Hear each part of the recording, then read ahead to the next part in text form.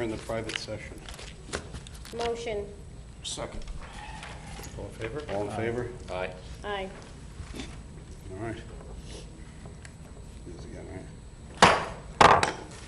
All right, call to order. Adequate notice of this meeting was advertised in the Asbury Park Press and the Beacon on June 15th, 2017, and by posting the notice in the Forked River and Lenoka Harbor post offices, the Ocean County Library, Lacey Branch, and by filing a copy of notice with the Lacey Township Municipal Clerk as required by the Open Public Meeting Law. Would all stand and salute the flag. Pledge allegiance to the Flag of the United States of America and to the republic for which it stands, one nation, under God, indivisible, with liberty and justice for all.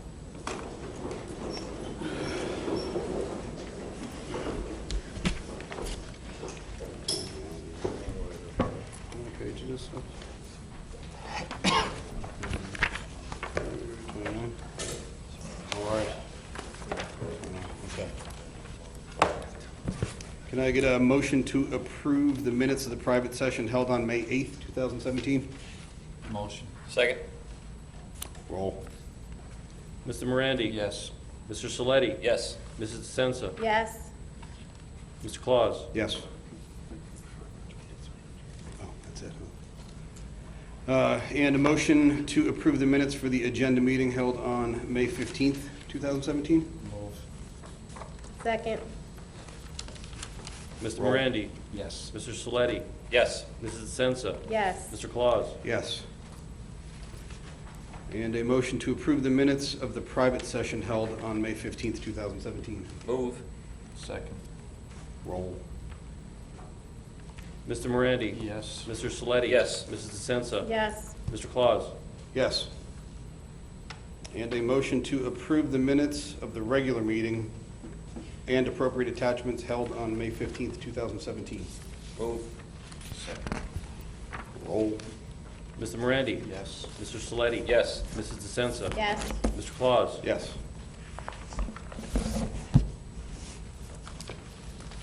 All right. Mr. Subsi, Attorney's Report. I have nothing further to report at this time. Thank you very much. Report of the Superintendent. Yes, I'd like to first thank everyone for being here tonight on 9th of June. For whatever your reason is to be here, it's good to see some participation at a board meeting, so we welcome that. We do have a couple recognitions, and I'd like to start off tonight first by welcoming Mr. Angelo from the high school, who's going to invite up and recognize our outstanding Sea Perch team and recognize their accomplishments at nationals this year. So, Mr. Angelo.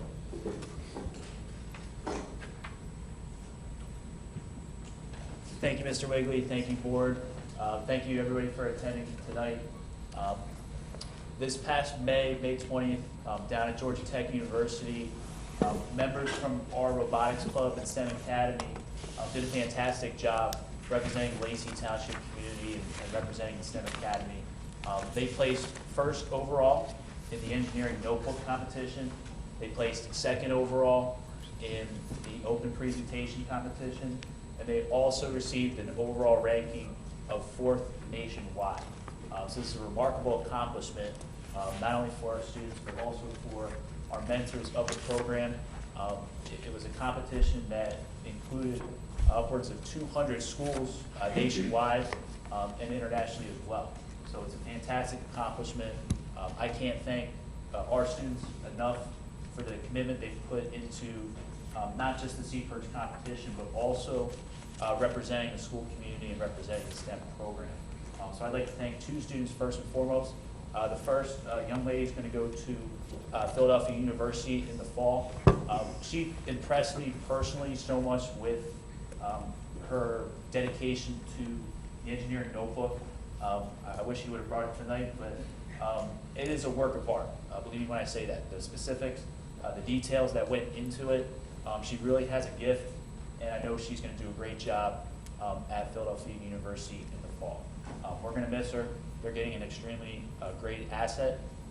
Without further ado, I'd like to welcome Jess Radomski now for her efforts in the Sea Perch competition.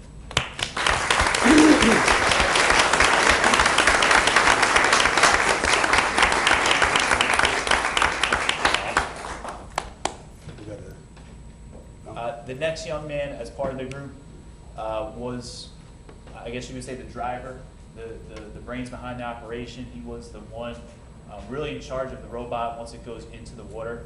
And he did a fantastic job spearheading the group, really leading the group, and really being able to do what he can do under pressure. Before the competition, I actually learned firsthand why he was a gamer himself.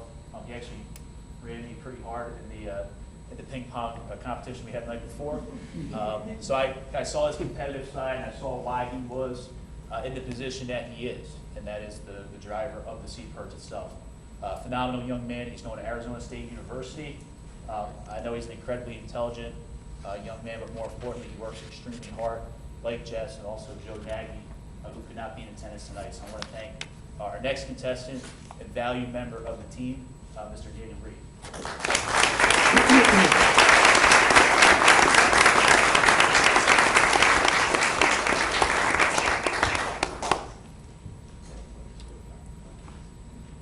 And last but not least, really the backbone behind the STEM Academy, and I know in conjunction with Mr. Johnson Terrell, he does a fantastic job of really showing his expertise. He's, in my short time here, one of the most intelligent men I've met.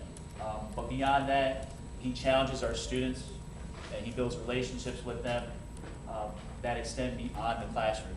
A couple weeks ago, we had a STEM talk here where there were numerous alumni from the STEM program to come back and share exactly all the life lessons and all the things they learned in the classroom from our mentor teachers here. It's really a testament to the effort that he's put into building the program and maintaining the program over the last 4 years. And I know personally for me too, watching the class graduate a couple weeks ago, watching them congregate on the stage after graduation was truly a reflection of his hard work and his dedication to the STEM program. So really the reason these guys are here and the reason they're in the position they are is because of the efforts of Mr. John Cruzon. So I appreciate it.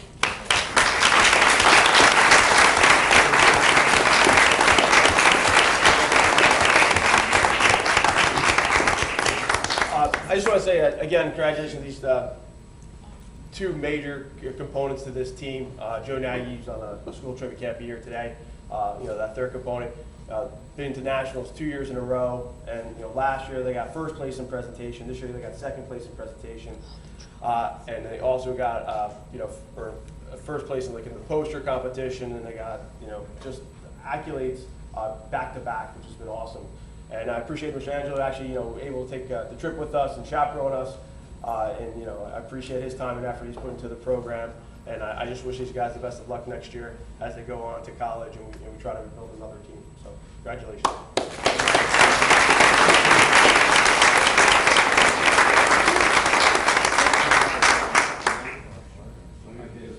Take a picture with the trophies. That would be nice. We don't have that since the competition. That's better.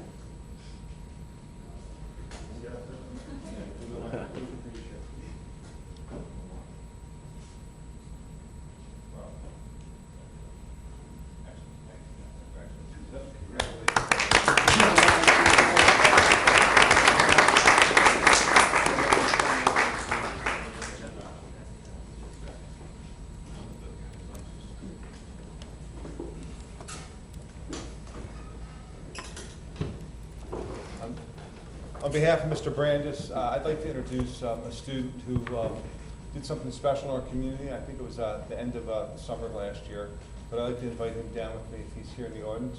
Jordan Rensel.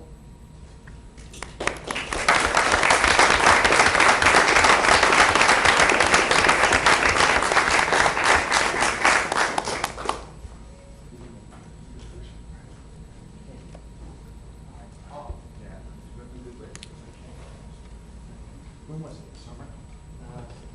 Yeah. So I don't know if you know Jordan, but he's probably a very humble young man, but he's responsible for saving a life in Lacey. And I think, sometimes when we get out in public and we're on the spot, he goes, "I got to talk." I'm like, "Well, I can't tell your spectacular story and your heroic story." So we wanted to recognize him, and I'm so glad this crowd is here for this. because he's a humble young man, not probably a whole lot to say, but I'm going to ask him just to go through the details of it because I can't do it justice. So Jordan, if you wouldn't mind explaining what happened. So it was probably about 8:30, 9 o'clock at night in early September when a customer came up to me and asked me if I had seen his friend, and I hadn't seen him. So his friend went and checked into the bathroom, and he came out of the bathroom like saying that his friend was on the floor, like, you know, not alive, not breathing, stuff like that. So I walked in the bathroom and I see that his friend had overdosed on heroin and he wasn't breathing. So I went in and I called 911, did CPR, did 2 rounds of chest compressions, ended up saving his life.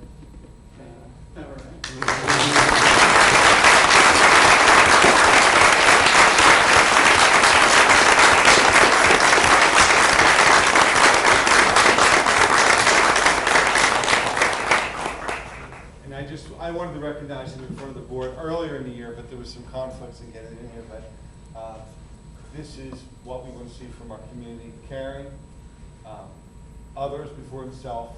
And I think that this is just an example of not just a good young American, but a caring human being that we need more of. And I think it's a great example for his peers and those moving forward. But I wanted to thank on behalf of the board and the community. So thank you so much. Thank you.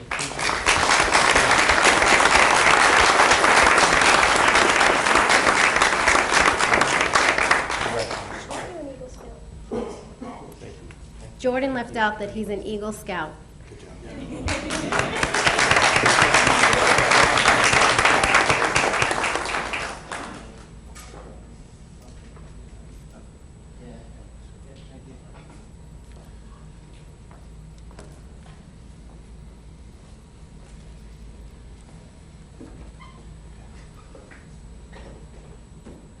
I believe that's the portion of our recognition for this month. But I do want to just let the public know and the board on the end of the school year, we closed successfully. Unfortunately, as the school year ended, we did have a traumatic loss in our community. We lost a young man over the weekend, Owen Kohler, and there's been an incredible outpouring of not just students, staff, and faculty, but this community has come to life behind it. So the humanity, once again, and the kindness, the empathy, is something that shouldn't take the passing of an individual to raise that attention. We should live that way every day, just being civil.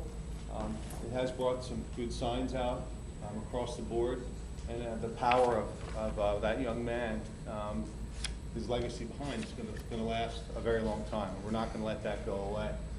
So I want to thank an unbelievable effort from everyone in the community, our staff, and some really key people that supported that along the way. So it's a tough time for the family, and our prayers are with them, but I did want to have the opportunity, even though we ended the school year on a good note, there was a sad follow-up to that last day. Graduations and promotions went off without a hitch, probably a little too much noise at some of the events for my taking, with distractions and air horn spaces of the world, but we're going to work on that. But a dignified ceremony, beautiful weather, and a great graduating class moving on to the next phase of their lives. So I want to thank everyone that participated in that, our high school for administration for putting on a great show, very organized. The only problem, parking was just a little bit of a challenge, I know, for those that graduated and then the spectators that came in. But again, I'd like to thank everyone for being here tonight, and we're going to move on to the rest of the meeting. That's all she wrote. Okay. We'll open the floor for public comment. Come on down. If I could make a comment too, though, I understand we've been kind of told or heard that you guys are here for a particular topic, and I just want to let you know ahead of time that we'll happy to hear all your comments and help out in any way possible. But when it comes to talking about specific personnel issues or personnel matters, we won't be able to do that. That's not what Okay. I. Sure.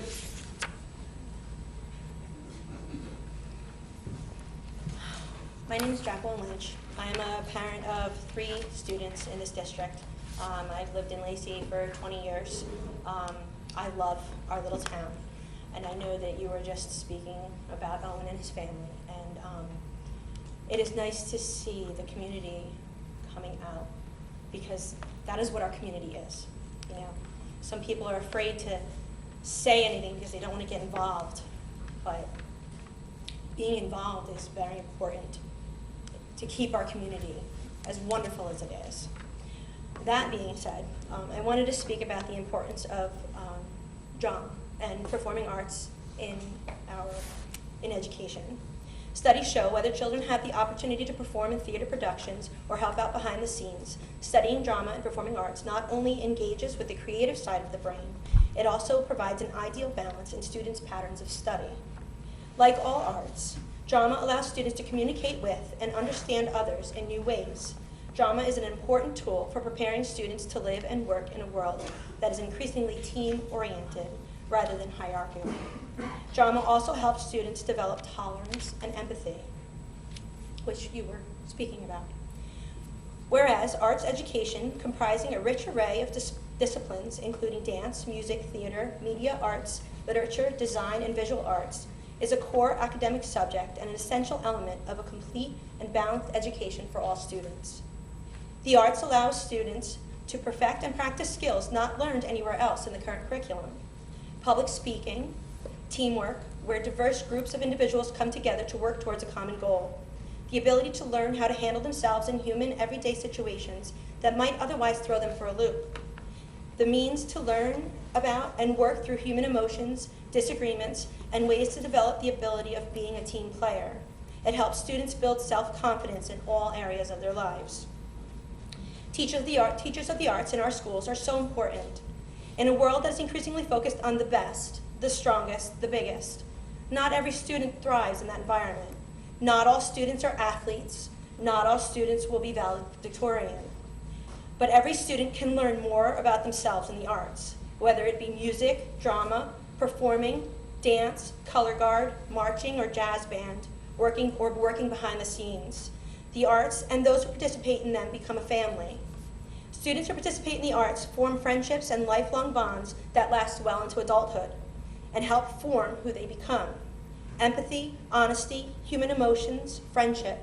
In a world where digital and social media is slowly transforming the balance of human interaction, performing arts is a strong tie that bonds. As a district, especially knowing the budget shortfalls, the drug epidemic that is sweeping our country, and the rising costs of everything, we need to remain steadfast in our desire to provide the best education for all students, the athletes, the performers, the singers, the valedictorians. Each student deserves our best effort to provide them with the education experiences they need in order to become productive members of society where people are already doubting them. Performing arts keeps students busy, gives them a purpose and a reason to fight, to claw their way to the top, and to become who they need to be. We need to fight alongside these students and keep giving our best efforts in order to help them become the best human beings they can be. That's all I want to say.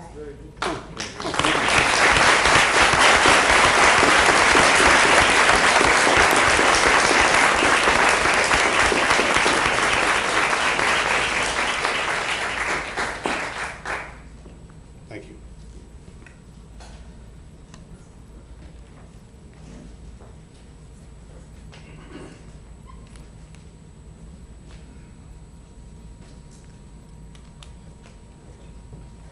Hello, my name is Wendy Majorowski, and I am a proud member of Thespian Troupe number 721.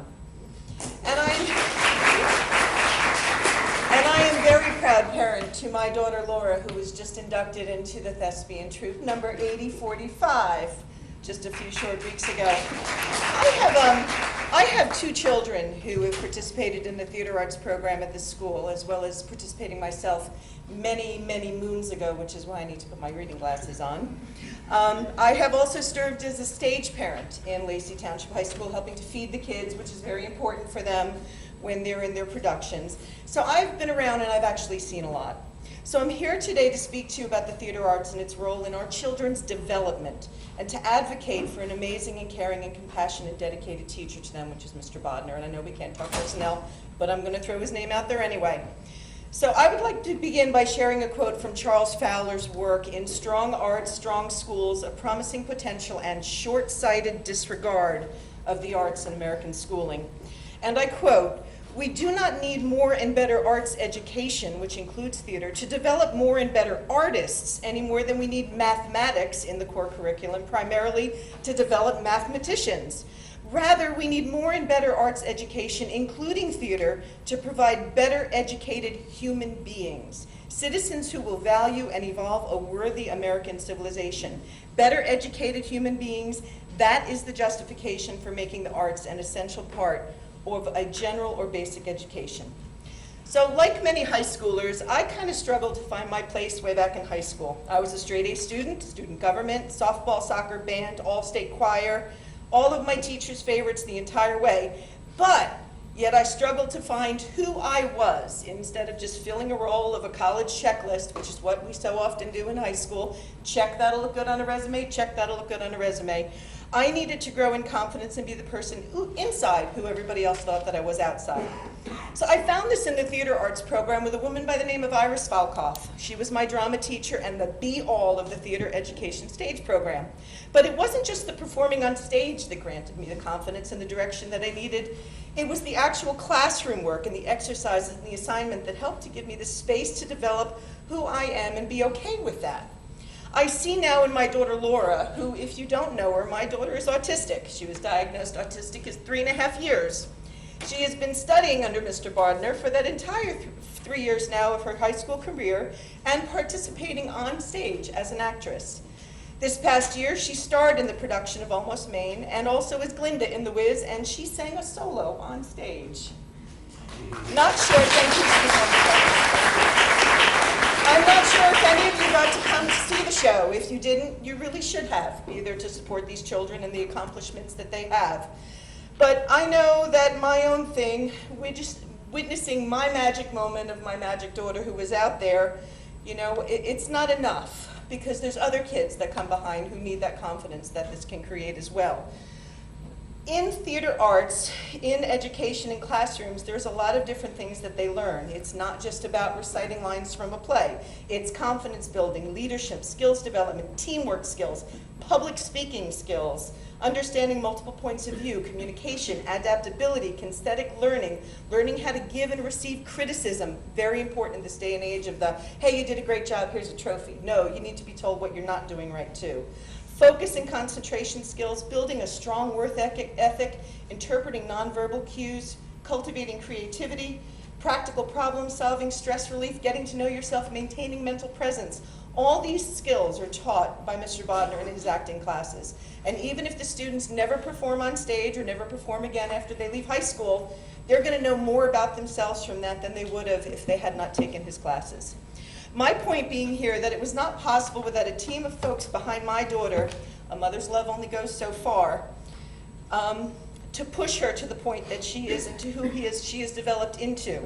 The one that she will remember her entire life, as I remember my teacher, Iris Falkoff, who we called If, is Mr. Bodner. There's a magic that goes on when a teacher cares as much as he does.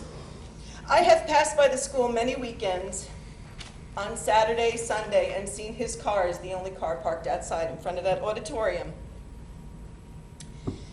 I know that he was working on something special for the theater troupe or, you know, being dedicated as he does. And that kind of dedication, you don't buy in a part-time teacher. It doesn't work that way.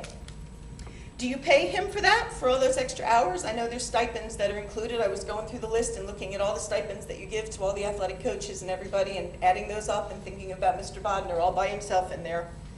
So do you think if you cut his salary to part-time and remove his benefits, he'll be able to stay and be that dedicated teacher? I don't know. But if you allow this to happen, you will lose an amazing gift to the school. So perhaps before you pump another $20K into high-salaried principals or teachers, maybe you should look at putting it on the ground level, on the people that impact the students that you guys are representing. So yes, this is a difficult time for the school board, and you need to cut salaries and you need to cut things. but perhaps looking to the creative teachers that help your students turn into the confident, well-rounded, able to do more on the score tests. Because of that, that's the people that you should be looking to, because there is a huge correlation between superior high school grades and arts and music. Not too sure how that's going to work with football, but I'm a little bit biased because I'm an arts person, but I figured I'd toss that out there. So please give the kids of Lacey Township High School the opportunity to study under this amazing teacher.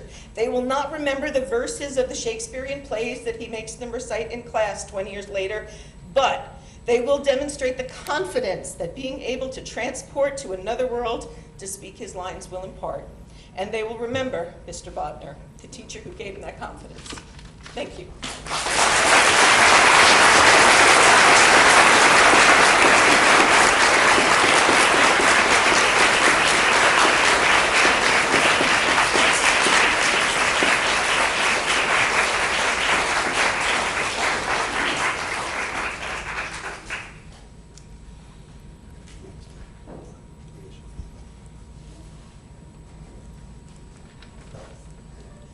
Good evening. My name is Maria Campora. I've been a parent in the Lacey School since 1998, and at least one of my 4 children is involved with performing arts in Lacey since 2006. I've also been a Lacey resident for 20 years. Performing arts is a school subject like no other in many ways, but 2 specific ones come to mind on the high school level.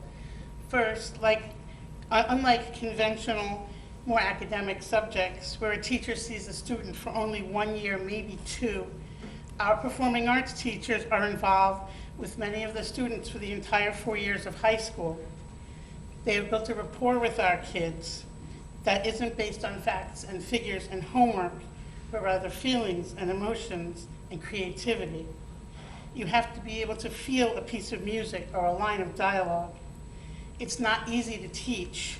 There's no textbook way to sing or dance or even play an instrument. Each student is different, and our teachers, the ones that we've mentioned especially, we feel have risen to the challenge to bring out the best in our kids through words, music, and song. The relationships formed between the students, teachers, and parents in the Lacey Performing Arts goes beyond the high school halls and the high school years. Secondly, and most importantly, the Performing Arts Department in Lacey gives kids who may otherwise feel left out of the crowd an alternative to academics or athletics. Many of our kids see performing arts not only as a school subject, but as a way of life. Additionally, many honor students and athletes alike use the performing arts to round out their high school experience. This makes performing arts a unique melting pot. It doesn't matter your GPA or your prowess on the field. On the stage, everyone is important. Everyone is seen equally, from the freshman stagehand to the senior musician. For me personally as a parent, it was tough to hear my son come home from school to say he felt the changes to the Performing Arts Department made him feel that the school doesn't care or that he doesn't matter to the school. To that end, I respectfully ask the administration not to make the cuts that affect the kids who need these programs the most. I respectfully ask that you take drama, color guard, chorus, and the various bands as seriously as we parents and our students do. Whether it's 1 kid, 10 kids, or a room full of kids like we have here, it's up to all of us to work together and help the students in Lacey be the best they can be, whatever manner possible. Performing arts kids matter. Thank you.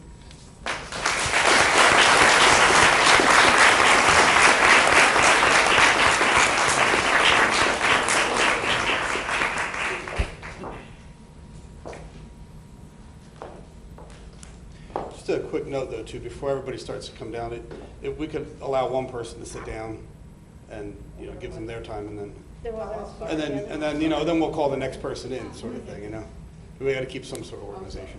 But go ahead, yeah, I'm not stopping you, I just.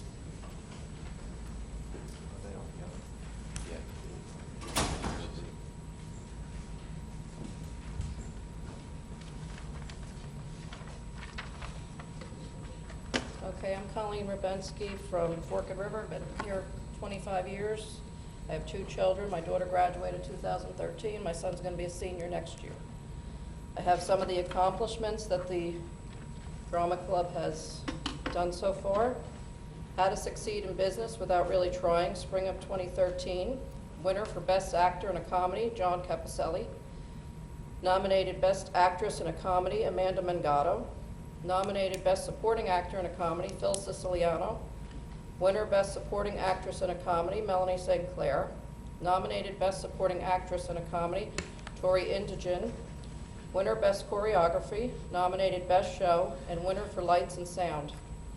Tell Us Your Story, Fall 2013, an original piece featuring student-written monologues about their actual life experience and the challenges of teenage life in the modern world.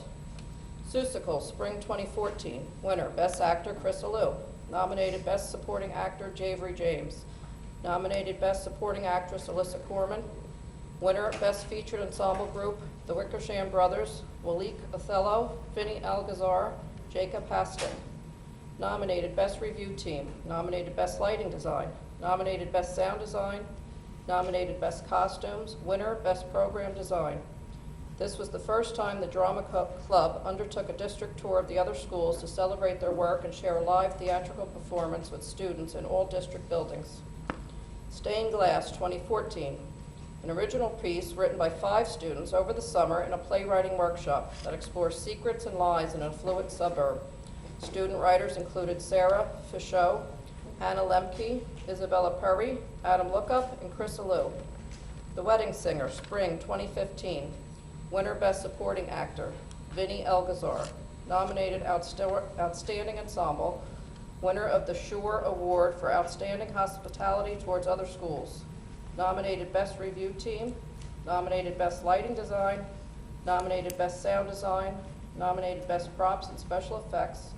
Nominated Best Hair and Makeup. Winner Best Costumes.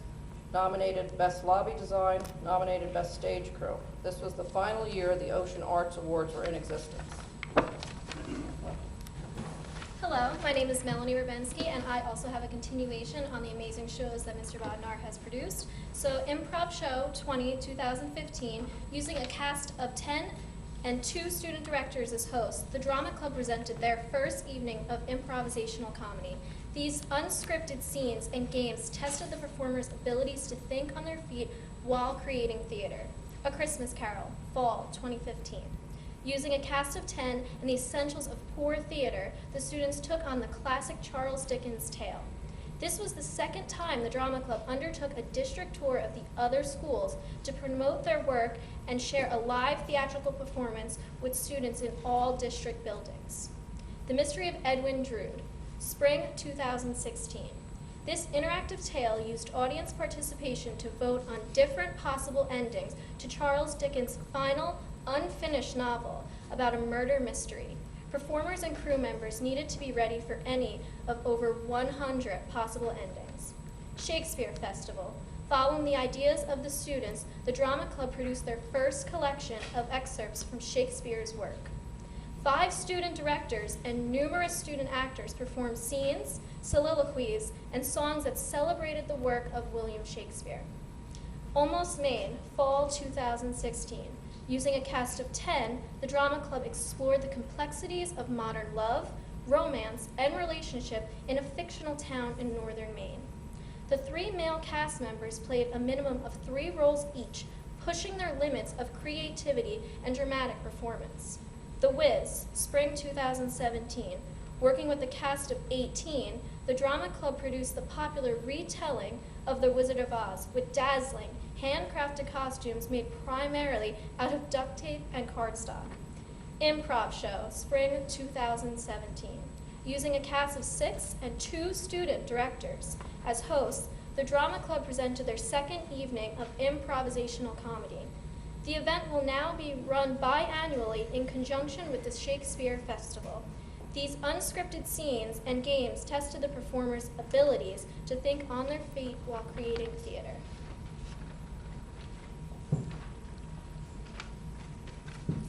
If you're getting bored yet by someone's resume, that normally means they're kind of qualified. So I'm just throwing that out there. I'm just going to continue off of what Melanie said. My name is Will Brochet, and I'm going to read off a list of the plays that were directed by Mr. B at Bucks County Student Theater Festival, new OPA. And the first one was Asylum in May 2014. and that was a winner of Best Ensemble. Night Mother in April 2015 was a winner for Best Actress, both by Sarah Pachot and Hannah Lemke. Assassins in April 2015 was winner of the Spotlight Award in Excellence in Theater. And that was actually directed by a student here, Rachel Horvath. No Exit in April 2016 was winner for Best Actor by Chris Alou. Us and Them in April 2016 was winner for the Spotlight Award, again, for Excellence in Theater. The Visit in April 2017 was winner for Best Performance by featured duo Matt Zinnerman and Jed Jackson. And now the following productions were in Ocean County Teen Arts Festival.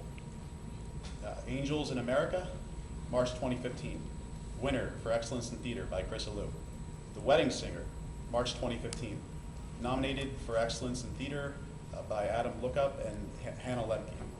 Who's Afraid of Virginia Woolf, March 2016, was nominated for Excellence in Theater by Delaney O'Connor and Anthony Capella. Uncle Vanya, March 2016, was winner for Excellence in Theater by Chris Alou and Isabella Perry. The Wiz, March 2017, was nominated for Excellence in Theater by Sarah Cortesian. And Almost Maine, March 2017, was nominated for Excellence in Theater by Josh Trumbuly and Vanessa Fingerlin, and it was nominated for Excellence in Theater for Robbie Rubensky, Aha Mathis, and Aaron Gatos. These performances were directed by Mr. Bodnar since February 2013 and included our innovations, nominations, and award earned by the Drama Club and the acting students under the supervision of Mr. Bodnar as a full-time employee.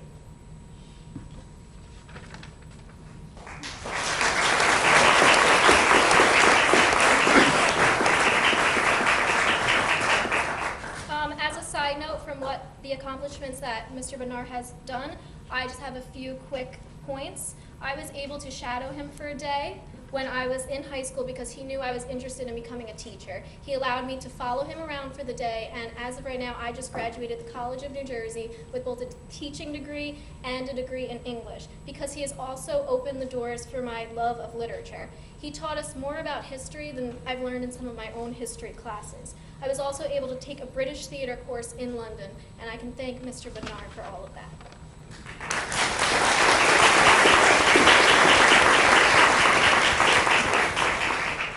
And my son also he's going to be a senior, as I said, next year. And he never he wouldn't get up in front of anybody. He would never do anything. All we could do to get him to do Spotlight, he started. Mr. B got him to get into the plays. His first play was Drood. And he went from 2 or 3 lines in the play to starring in Almost Maine with 3 main parts, speaking for 15 minutes straight in front of a group of people, and it's given him confidence. Friends, he's public speaking is amazing. He's got better grades. He's doing well in English. He now likes to write essays. He'll write plays. He's just come out of his shell. It's a different child that I see because of Mr. B, and that can't be done part-time. It has to be full-time. And she also came home from college every weekend to help out with the play, help assist choreography. And she would come down every weekend to help him. And they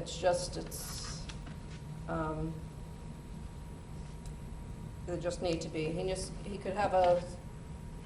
can't do it part-time, he needs to be full-time. So thank you.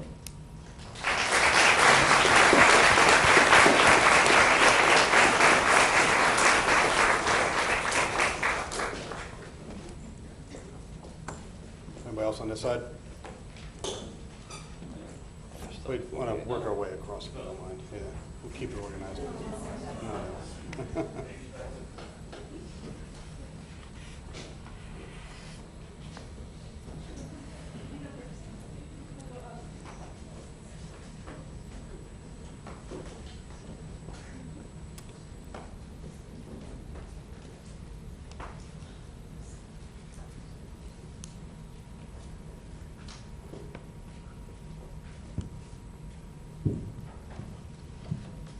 Good evening.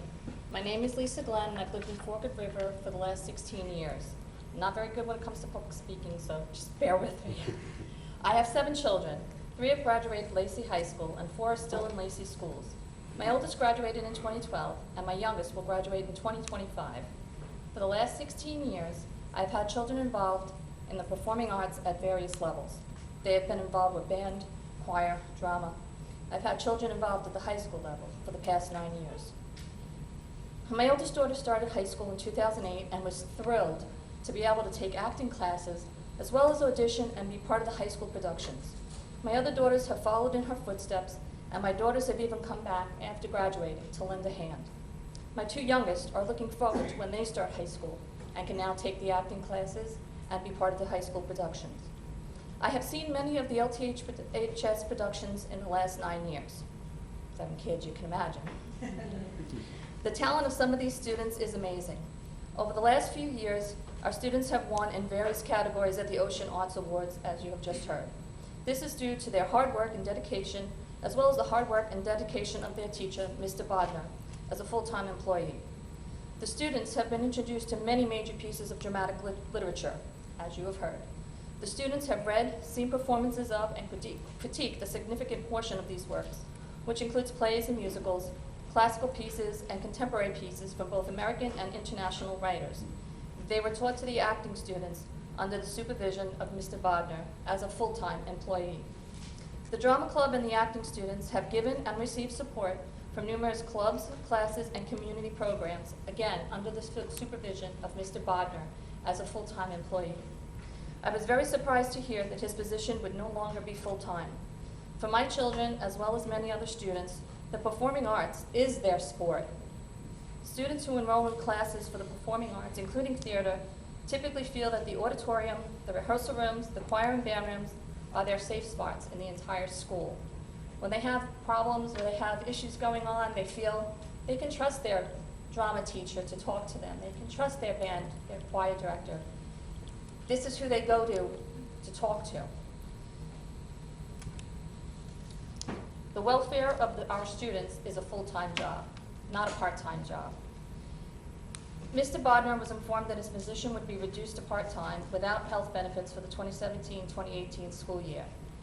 The enrollment numbers, these are the enrollment numbers since 2013 when Mr. Bodner was first brought on as a full-time employee. In 2013, he ended the year with 42 students in a total of 5 classes. In 2014, he ended the year with 45 students in a total of 5 classes.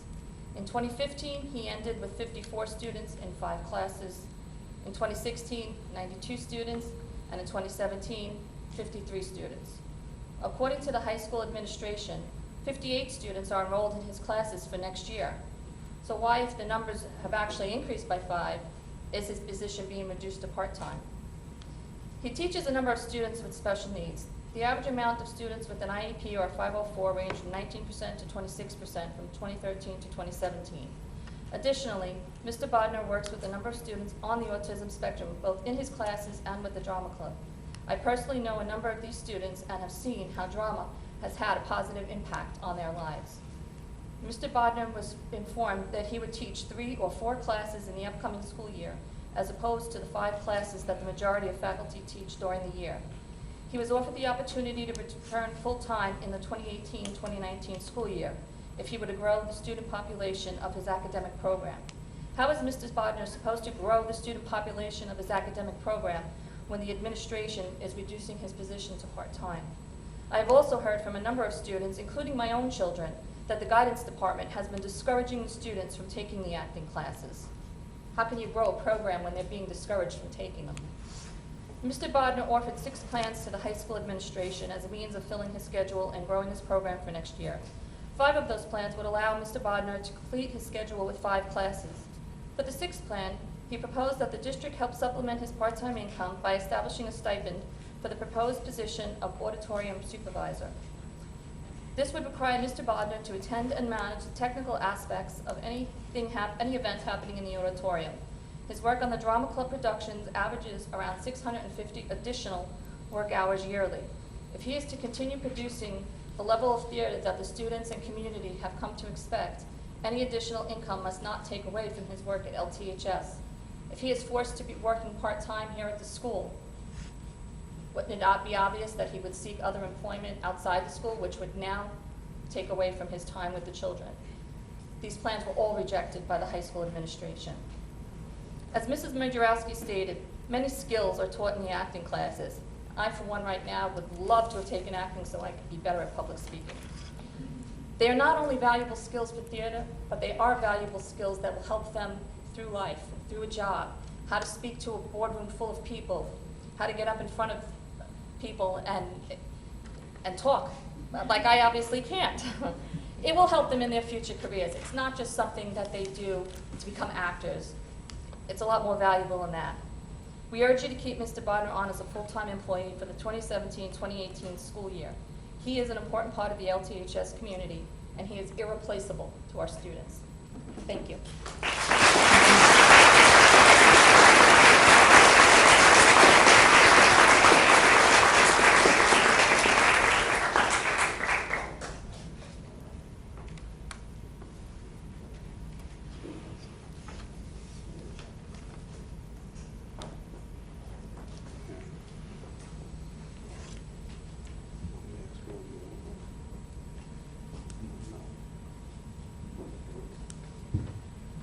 Hi, I'm Gabrielle Torres. I graduated in 2015, and I'm going to be speaking for Alyssa Corman today.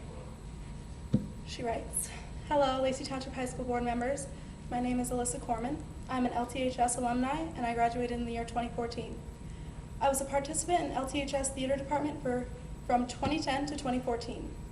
During this time, I performed in 4 shows and had the privilege of being in Mr. Budnar's Acting 2 class.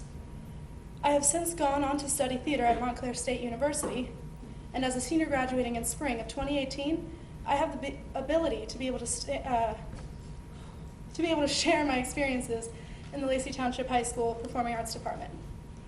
Before I begin with my personal account, I would just like to remind the board of the current New Jersey Student Learning Standards. These were applied in 1996 by the New Jersey State Board of Education. They outline a specific set of core curriculum content standards. Visual and performing arts are listed as one of the core subjects on the list next to math and science. Because of these standards, art education is a requirement for students to graduate. Keeping with the intentions of the board, students will not be able to be held to the same standards as those who have been exposed to the arts. According to New Jersey Arts Education Association, a recent study found New Jersey high schools with more arts education have a greater percentage of students who were highly proficient in language arts on the high school proficiency assessment test. High schools with more arts education have a greater percentage of students planning to enroll in a 4-year college. This is easy to agree with, considering that when I was a freshman in high school, I was not the best student.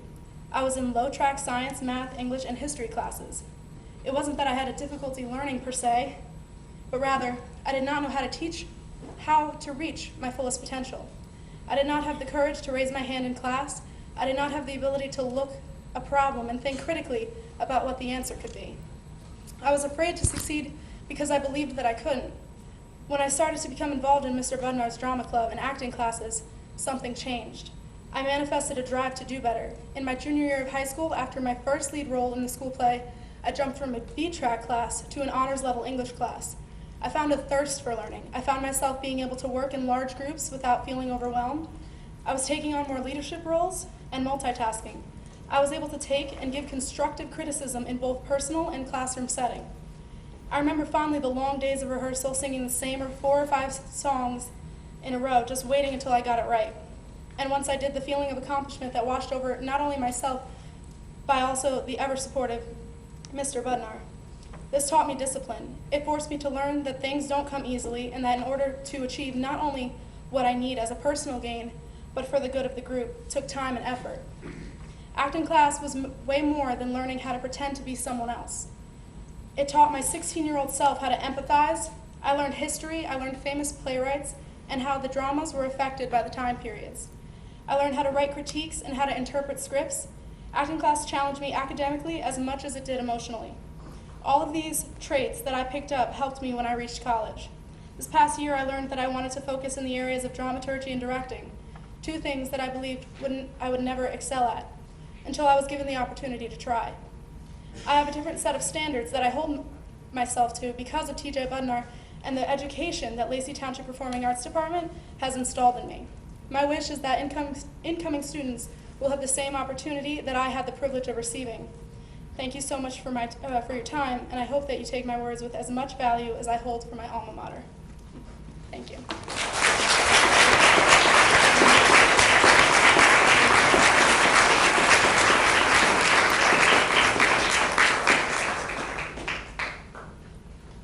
Anybody in the middle?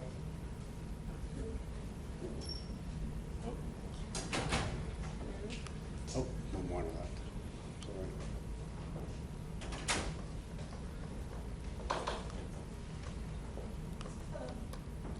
Good evening.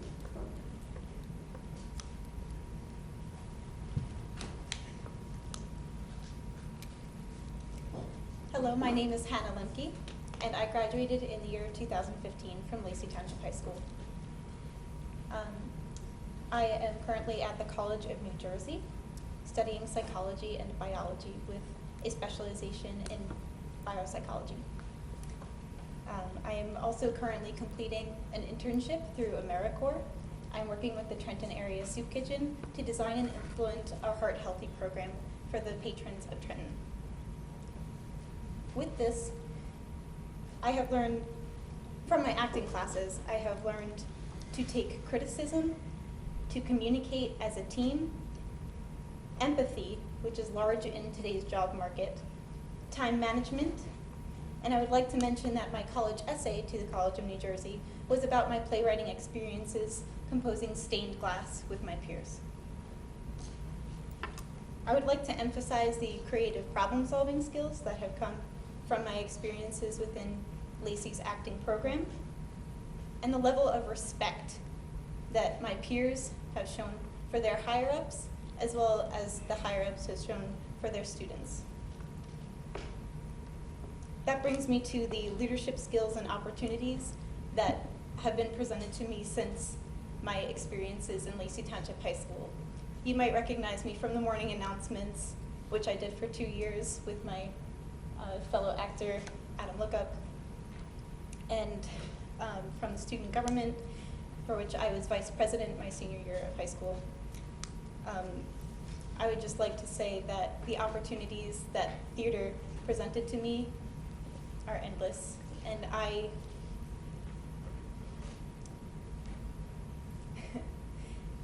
despite all my time on stage, I can't quite articulate just how essential theater was to who I have become and who I am now giving to myself, to my community in the Trenton area. And I'm here tonight because I hope to continue to give back to the Lacey community.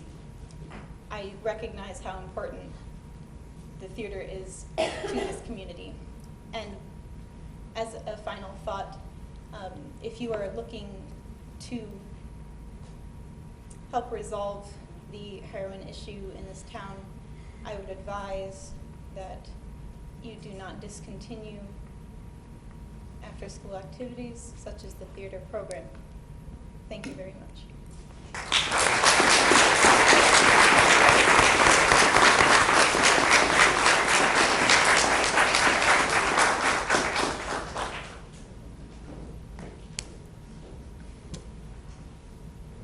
Ladies first.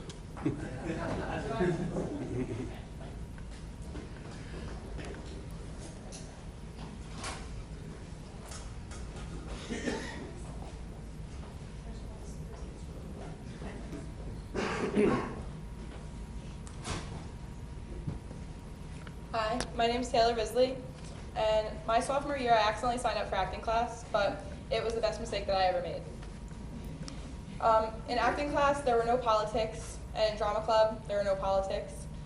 I played on the softball team all 4 years here at Lacey Township High School, and I was denied opportunities for being a part of the drama club. And in the drama club, I was encouraged and had a broad scope.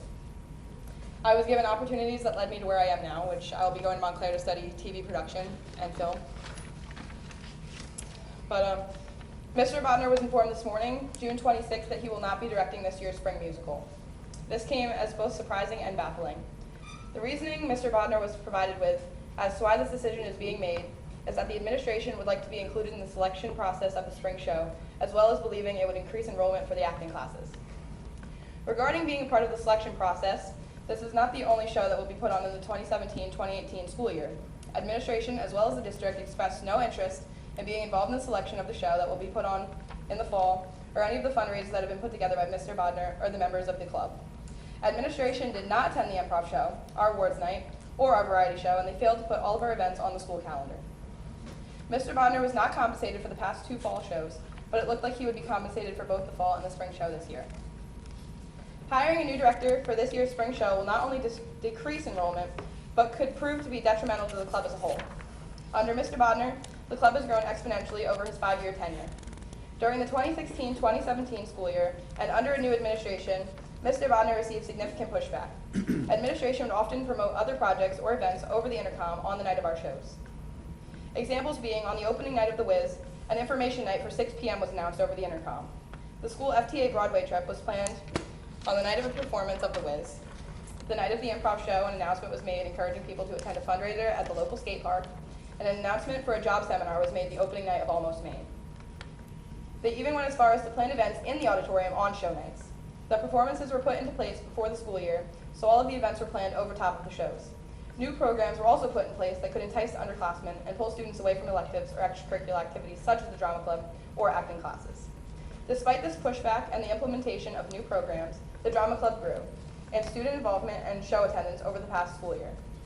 Mr. Bodner was informed of this decision after the school year had already ended, and after Mr. Bodner had spent months choosing a new show, beginning to obtain the rights to the said show, planning rehearsal and show schedules, and doing a great deal of prep to ensure that next year's show would undergo an efficient and successful rehearsal and performance process. For months, Mr. Bodner was allowed to do this extensive work to prepare for the show, and only after all of it, he was informed that someone else would be directing his show. Replacing Mr. Bodner would destroy morale and force students not only loyal to the club, but Mr. Bodner as a director, away from the show and the club as a whole. It is unfortunate to think that this decision would bring the ultimate end to a hugely successful program. That's all I have, but I think that this is a really important thing, and if you take it away, a lot of students will be affected, me personally. I mean, I'm not here anymore, but thank you.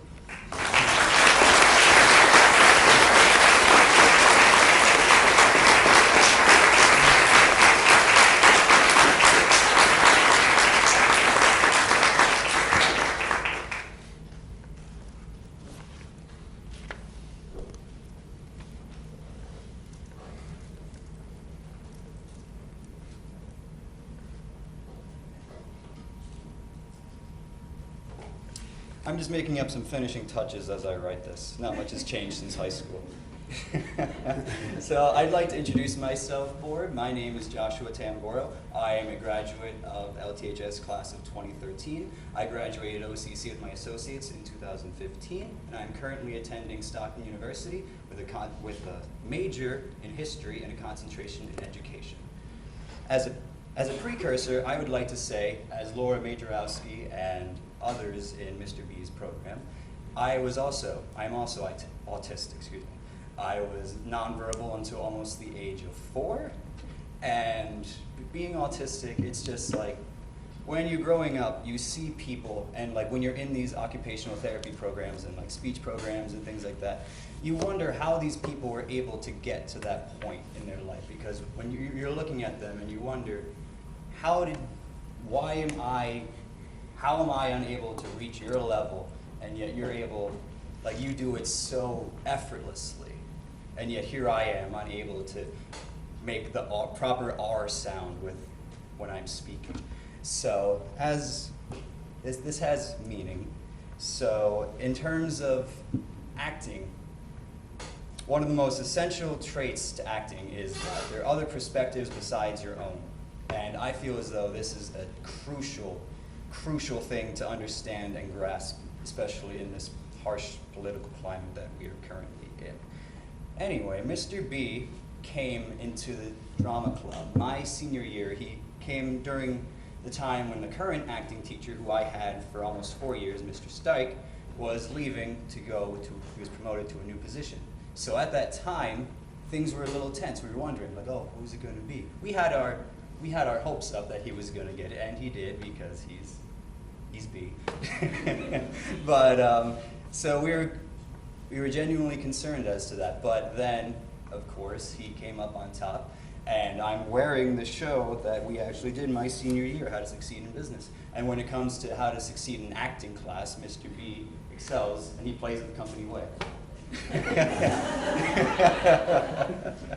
But on a serious note here, I'm not the only one who's in my family who's involved in this school program in some way. My sister graduated the year after me, and my brother is currently going to be a sophomore, who is also on the autism spectrum.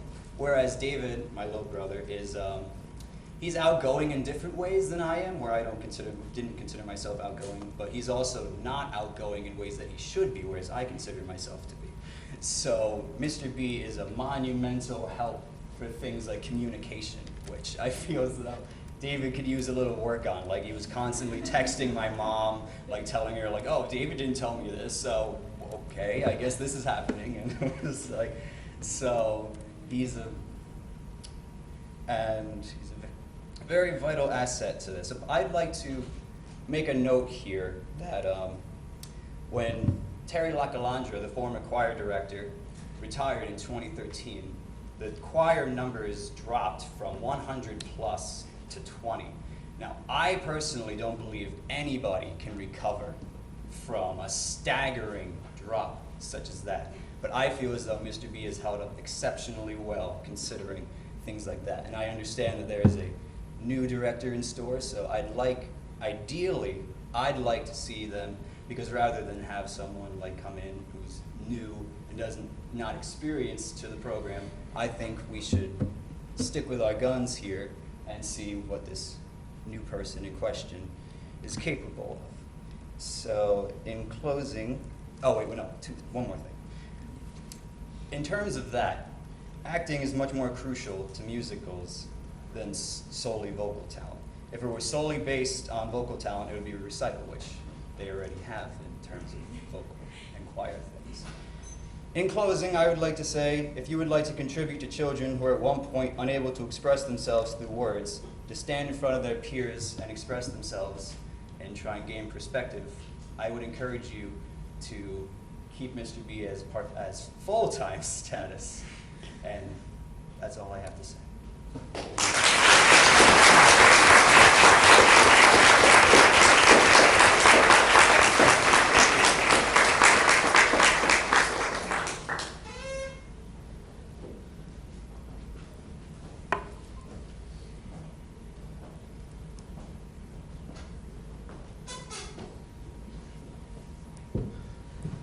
Hello, my name is Maxwell Roque, and I'm about to become a senior here at Lacey High School.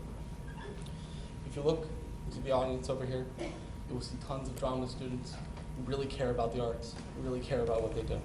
And even people who have graduated have come up and told their stories about how the drama department and B changed their lives for the better. 2 years ago, when I was a freshman, students wrote a play called Cracked Glass. It was wonderful, very moving, and it really changed me. Mr. B allowed them to do that, allowed students to express themselves in a way they didn't think they could. And I love seeing plays. I see them outside of school, and to be honest, that play was better than some of the plays I've seen outside of school. Drama is much more than just a class or an after-school activity. For some people, it is something they need to express themselves. Some people won't be able to get up in the morning without it. I'm a musician, and I know without that, I wouldn't be the well-rounded student I am today. And I think that's the same for the drama department. I think everyone needs an outlet, and I think drama is one that is incredibly important. And I think that cutting B would ruin a lot of people. Thank you.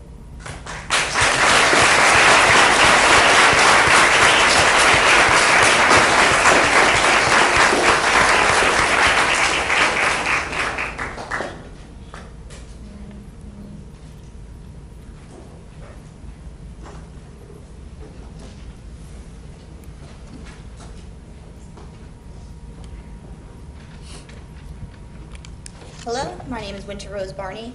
I graduated 2016. I have most of the same research as Ms. Glenn, actually.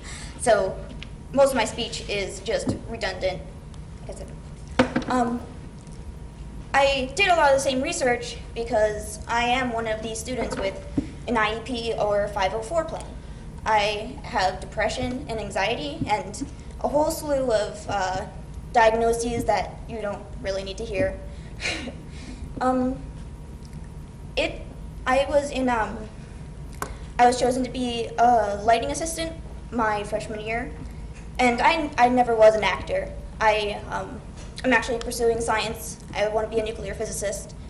I'm all about math. It's always been my favorite. But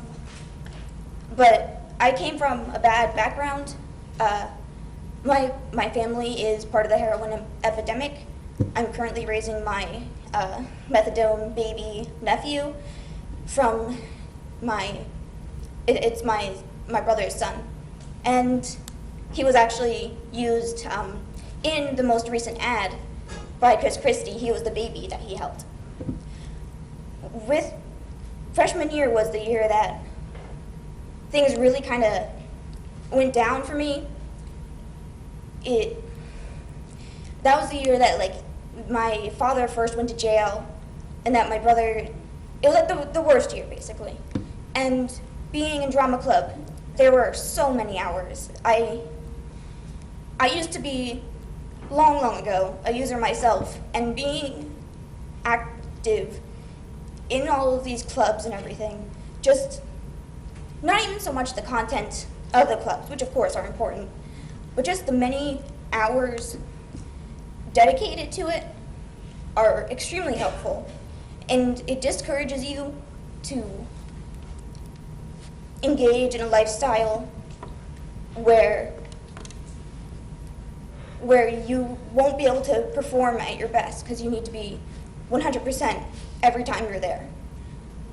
There's no job that you can half-ass when you are in drama club. You have to always be 100%. When I first went to the mental hospital when I was a senior, and Mr. Bodner called me there. He was concerned. It was one of the most refreshing things I'd ever heard. He was the only teacher who ever reached out to me like that. And I'm kind of upset Mr. Kuzan left, actually, because he was one of the teachers who didn't. He was very rough. He was not accommodating. And Mr. Bodner is. So welfare for students is a full-time job. It's not part-time. I know you're going to have a different director who's going to be full-time, but it won't be the same. I'm not expecting Mr. Bodner to do this to every student, but I know that he cares about every single student. Thank you.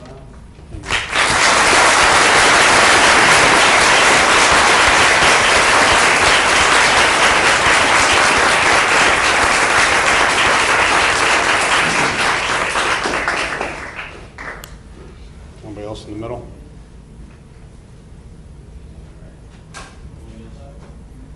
Oh, right there. We got one more.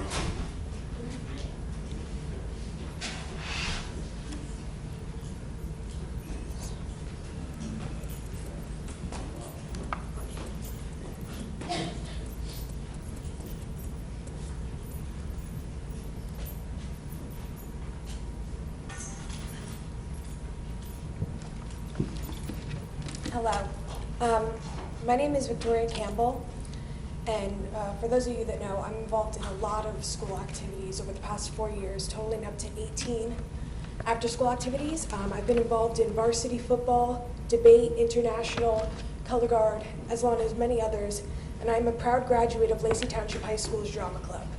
And due to the experiences that I've been given being in Drama Club, I've received a $103,000 scholarship to go to St. John's University in the fall. Today I'm going to be speaking on behalf of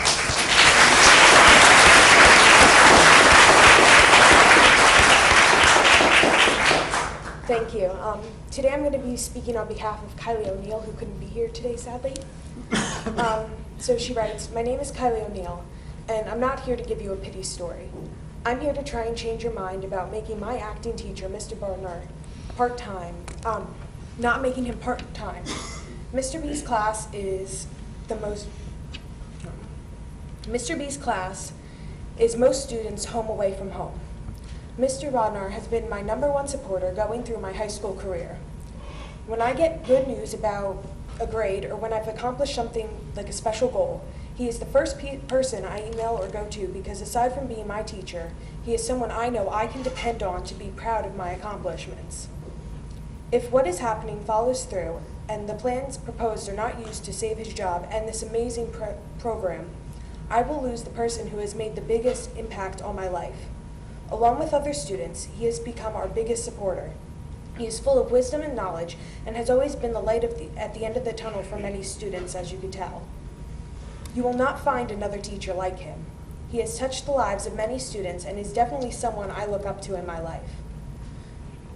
Although I am unable to take acting next year, I was hoping to participate in the drama club and becoming an assistant director and showing out for the plays. But that may not be possible because it will not be the same without him. As I previously stated, I am not here to give you a pity story. I would just like you to understand where I am coming from as a student losing their favorite teacher. The person I look up to, who is always proud of me, and no matter what, the outcome. All in all, he would be very difficult to replace, and I would like to thank you for listening to me today.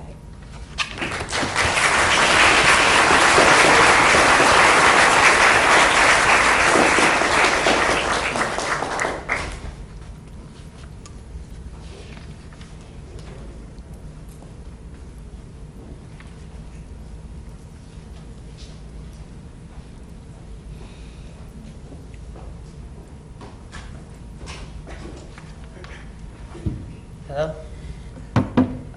I'll keep this brief. Hello, my name is Jonathan Miller. Along with many others, I graduated from this school just a few weeks ago. I started this school in the year 2013-14 school year. I immediately was drawn to the performing arts. The acting class that I took had a huge positive difference in my education and life.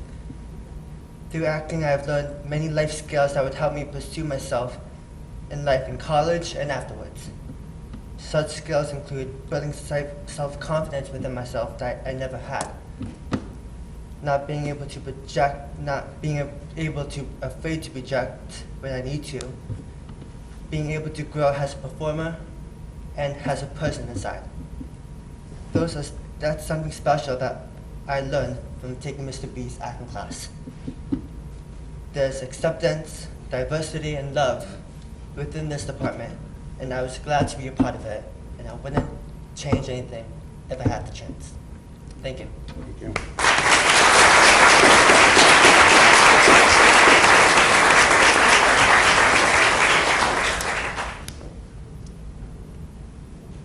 Anybody over here on this side? Same topic, yeah?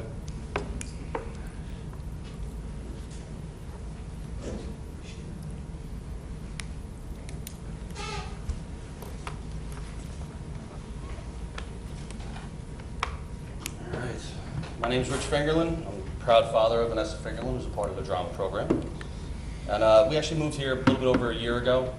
It actually was very difficult in the beginning because you're taking her from Manalapan where she has all her friends, jumping over to a new area. The drama program really made a huge difference for her. So, and Mr. B, awesome.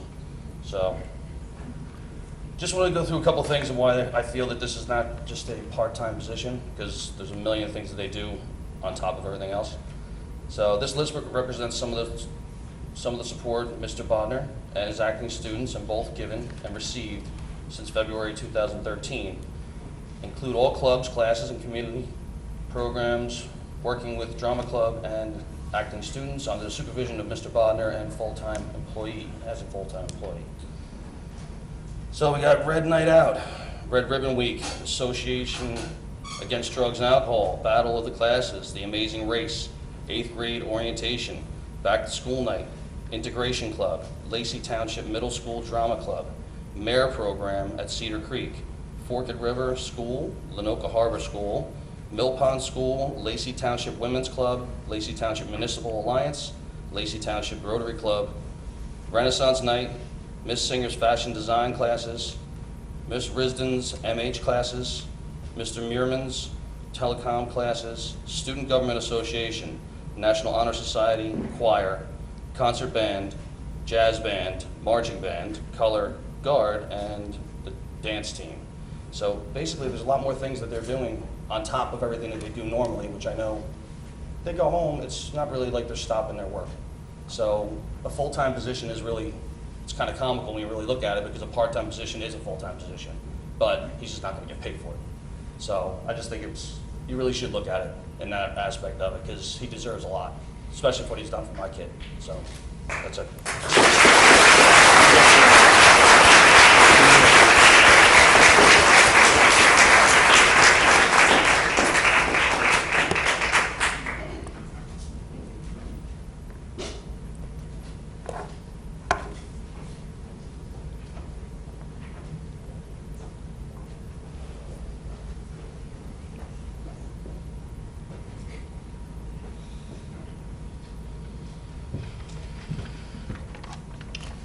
My name is Anthony Capalla, and I was a member of the Lacey Drama Club from 2014 till I graduated in 2016.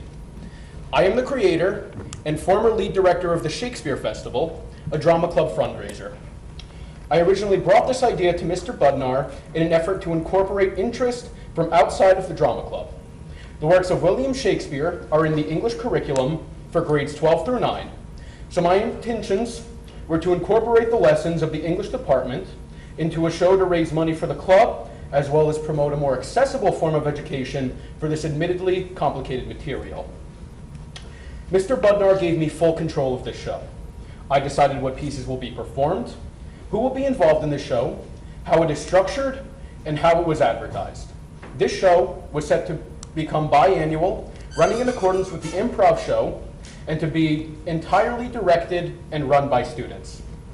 Beyond incorporating Shakespeare, an important aspect of not only theater, but greater literature in general, that students should be familiar with, this show taught important leadership qualities. The Shakespeare Festival teaches students how to manage people, how to organize and execute projects, how to properly advertise and promote said projects, and how to operate almost completely independently. Students have the final say in almost every aspect of the show, from what pieces of each scene will stay, all the way up to what scenes and what performances are worthy to make it to the stage. These being managerial qualities that can apply to positions far beyond the theater. The show doesn't just touch on vital aspects of classic English literature, but it also touches on and gives hands-on examples of vital aspects of the working field that are often overlooked in the curriculums of outside classes.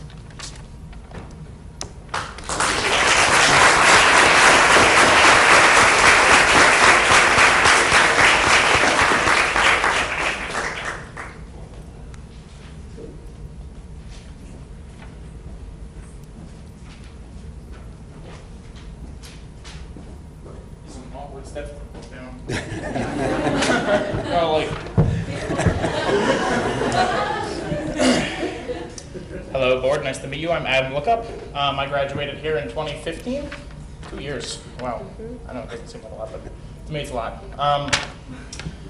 I just graduated, or was commenced from OCC with a oh my God, yeah, associates. Thank you, everybody. And I'm going to Rowan in the fall for radio, TV, film. And I know you've heard a lot of very personal, emotional things tonight, and I'll have a little bit of that for you, don't worry. But I know what you want is facts and numbers, statistics. The best number you have is right here. Everybody.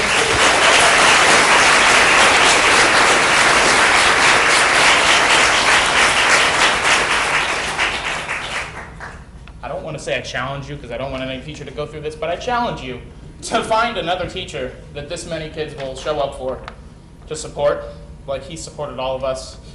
And yes, this is written on the back of the packet that was out there. All of us giving up our summer night to voluntarily public speak for one person. Skills that I acquired because of him in his class. He's done us so many favors. He's been there for us. We all feel, even alumni like myself, feel comfortable calling on him at any time for support. And he called on us, and we rose to the occasion. And this is just the amount that could show up. My freshman year of high school, my father passed away of lung cancer, and Mr. B kind of filled that spot.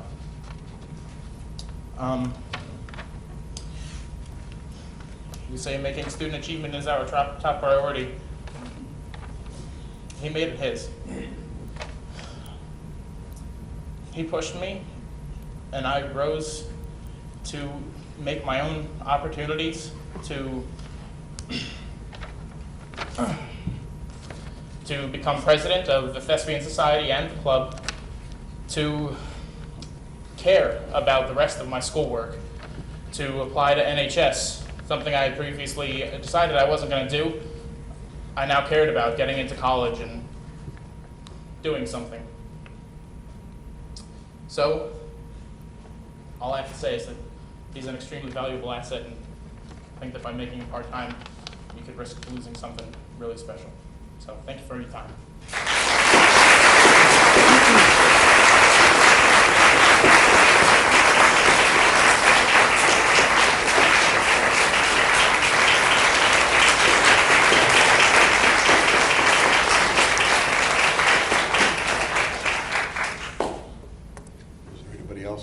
Over there, same topic? I saw one. Okay. Come on down.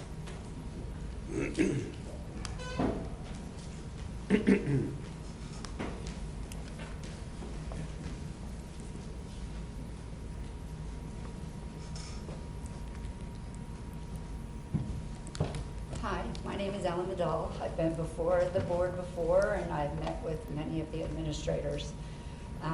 I would first like to say the parents and the students that have come out here tonight, they have given you statistics, they have given you figures, they have given you life stories that impact the performing arts department like no other place that these students can go to.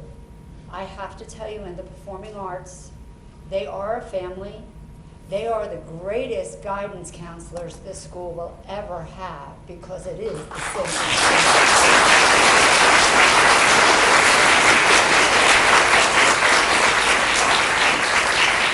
They have talked more students out of horrible, scary situations that this town may never know. They have a duty to warn, and they warn. But they can get to a student before it has to get to that point. And just having that trust for a student to go to these teachers is a bond that this board is breaking. So, with that said, I'll go on to my chopped up speech because you guys did such a great job. 1 year ago this month, I came before this Board of Education to express my concerns for the rumors of the board setting up the Performing Arts Department to fail. I discussed the confusion, the knee-jerk reaction of switching Mr. Holmberg for Mr. Browsome, the lack of communication, the disregard for the students' questions and concerns, and how these students are young adults. These students know and understand what is taking place around them. I discussed the lack of commitment to the performing arts and how, when scheduled with any other performance or activity, they were the ones that always had to change due to the conflict that the board had created. There was supposed to be a new calendar in place this year to prevent that from happening. We'll get into your new system. This Board of Education, with the exception of 1 or 2 members, never attended any events. At the meeting last year, I was reassured that the program was not being set up to be downsized or to be cut, that the program would get the support and the recognition it deserved. After the meeting, I was further reassured by the new superintendent, Mr. Wigley, and the new high school principal, Mr. Brandis, that they would do everything to help support the performing arts and see it grow. Well, here we are 1 year later, and that Board of Education and Administration has further contributed to the appearance of the elimination of the performing arts. Let us review, and I will say again, the appearance, in quotes, to get the performing arts of Lacey High School downsized at the cost of budget and fiscal management. Here are just a few of the actions, or lack thereof, that has led to this perception by the parents and the students. Changing the band director at the high school and high school music teacher last year due to the Board of Education and superintendent at the time not listening to all the facts.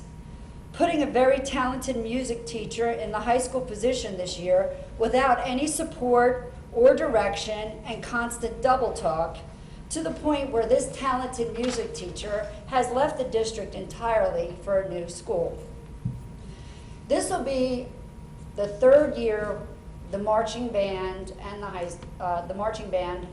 school has a new band instructor. 3 years, 3 instructors. There is no continuity coming through this program. With that, the band is again not able to get prepared, to practice, to grow. There are more obstacles put in its way with there being no consistent plan. Performing arts is always the subject of cuts and changes or an afterthought. Now let's look at the latest performing arts department on the chopping block. The drama department. Oh, let me wait, I'll correct it. The perception of being on the chopping block. Starting in the spring, students have started scheduling for next year. I have heard from many students, parents, and read on the social media sites, as I'm sure many of you are aware of, that students were being told that they could not take drama next year, that they were discouraged to do so because of their future academic and career choices in life. By this steering, the numbers for the drama department have not had the opportunity to grow, as many students could not get into those classes. A Board of Ed member recently told me there will be many more cuts because there is no way a full-time teacher is needed for 53 students. Let me tell you, the drama department is more than one full-time position. When I tried explaining why there are only 53 students in the class and next year is only signed up for 58 students, couldn't get a word in edgewise. I have heard from a board member that with the boosters and the boosters fundraising, the board is giving way too much money to such activities, sports, and that the whole budget needs to revamp for what is going on with these extracurricular activities. Getting back to drama, I would just like to state, even though many have said it better than I could, I have worked with Mr. Bodner through the performing arts and being an officer for the performing arts boosters for 3-4 years now. He goes above and beyond what is requested by any teacher, and the extra time and dedication he puts in with the students after schools doesn't have a dollar figure that anybody could put on it. Clearly, the students and parents have stated what they have learned from Mr. Bodner is more than what any academic class could give. Mr. Bodner's drama classes, for that fact, I have been told, is better than any drama class in many colleges.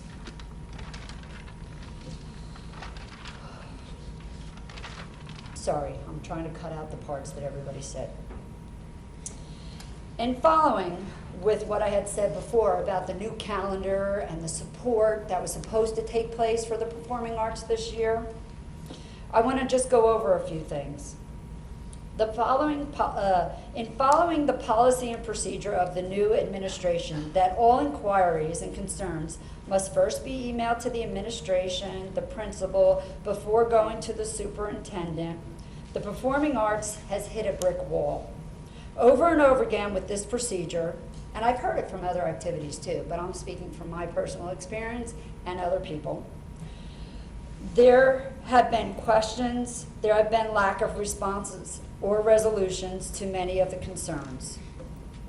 Most recently, 2 weeks ago, when I emailed to the school many of the concerns for the performing arts boosters, that with all these changes going on, and in trying to cut off a lot of the myths and the rumors and the problems on social media with what was happening with drama, really wanted to have a meeting with the parents, really wanted to bring the group together. We can't meet as a support organization for the performing arts without having a teacher, without having an administrator. I was reassured that these issues could be addressed. To bring forward the concerns for the marching band, what the lag time was going to be, the questions we needed to have answered now that we couldn't wait again for. Those questions never went beyond my email 2 weeks ago. I asked if somebody could sit with us while we met, even though we couldn't officially know who the band director was. Didn't hear anything. Here we are tonight, we know who the new band director is, but again, the performing arts is behind the 8 ball. Those students that are in marching band, concert band, jazz band, drama, they're all in the same activities. They do sports. They have to coordinate their schedules. It's part of a critical life skill they learn while going through school.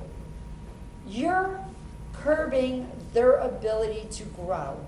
You're curbing the performing arts department and these students from being seen as equals because they're not on a fair playing field. There is no consistency in this department. And every time they have a chance, you yank the rug out from under them. So I'm asking you again, this year, with the second year of this administration, to please, please support the performing arts. Come to a program. And I know some of you don't even have your own children in this school district. But I'm going to tell you that this department is not the bottom line. It's not an area where you can balance your budget.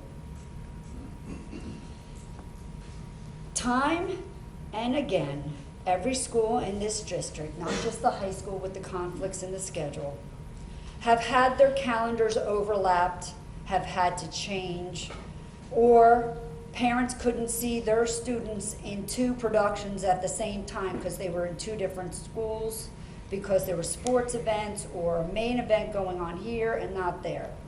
Even though the concerts and shows appears first on the calendar, it's the performing arts that change or suffer. Even this district is a living entity that is constantly changing and growing. It has a responsibility to help every student. Every student is not the district's bottom line. Perhaps if this Board of Education and Administration was a little bit more involved in the arts in this district, they would be more creative and adaptive in the way they manage this district and the way they manage their students. We are a varied community, and the education that our children have needs to be varied to reflect our community. We are asking this district to help our students, our children, grow in a multitude of areas.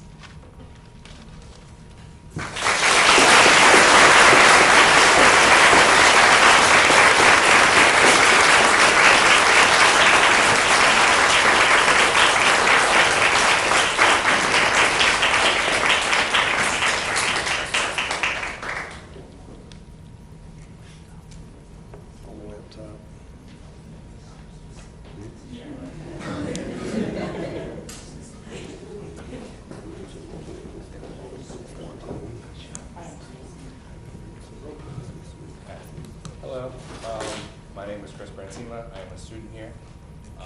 Kind of just winging this one because I didn't plan on speaking, but like, wow, now I want to speak. All right. Behind all your heads, there's a thing that says making student achievement our top priority. And the second I read that, my initial thought was, that's not true in the slightest, because, no, wow. I'm about to be a senior, my last year of being at this school, and everyone likes to think of, like, fondly about high school. It's the hope. Hopefully that's what you guys are trying to craft, is a good experience. And I like to write, and I make films, and I'm that pretentious artsy kid, and like, so like this is my thing, you know. And I've seen since Hanshu left and the whole new administration, just a massive, insane decrease in support for not only the arts as a whole, but B, who's the man, shout out to B. Like the film fest for the telecom program that we held, I don't remember seeing anybody there. Okay. I mean, one or two, but like, you guys try to drum up support, hashtag Lacy Pop, you guys know Lacy Pop, yeah, that's the thing. I don't think, anytime Jason Jersey breathes, you guys like scream your heads off. I don't think I've seen a single retweet in the past like 6 months. The stage is like unsafe to walk on. The chorus is on like just the worst budget. They have to sell pizza after school on their own accord to make money. Zinderman's got to stand out there going, pizza, $1 piece. Like, that's sad. That's depressing. Very, very much so. And if you're not going to give the arts and me respect and give them on the same plane as you do sports and Coach V, who's like 1,000, like, if you're not treating all of the areas of the school and the students with the same level of respect, and I know that arts, like the last one said, that's where you go for the budget cuts. You're like, oh, arts, it's art, you know, that doesn't get as many scholarships as a math kid does. But if you're not giving them all the same level of respect, you're not making student achievement your top priority, and I think that's the big flaw there. So please, I urge you to keep the full-time. I'm sure, I don't know the specifics of whether it's a done deal or you can change it for next year, or what's happening there. But please actually go ahead and make student achievement your top priority, because I think we all benefit very greatly. Thank you.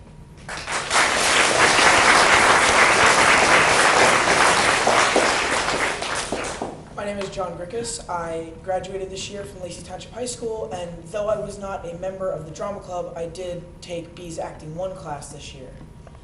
Expecting it to be just one of my classes in senior year, it was a lot more than that for me.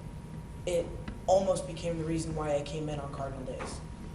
It was my favorite thing to do in school, was to walk in there, see B, see the people I talked to in that class, and just enjoy that hour and a half that I had with him and my peers.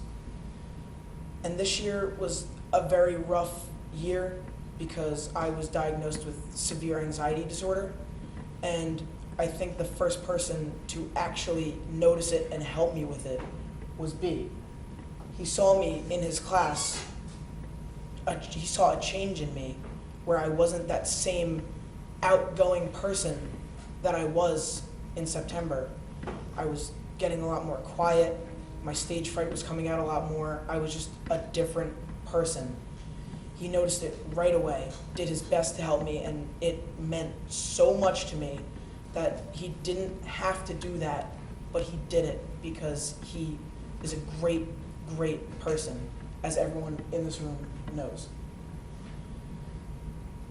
So, to make a long story short, I think cutting B to a half-time teacher would not only have a major impact on his life, but a major impact on our lives, because I know I'm not the only one in this room that B has impacted in a beneficial way. He's been one of the greatest teachers I've ever had in my entire life, and I know that in 20 years, when I go to look in my yearbook, one of the first pages I'm going to look is where B's signature is. Thank you.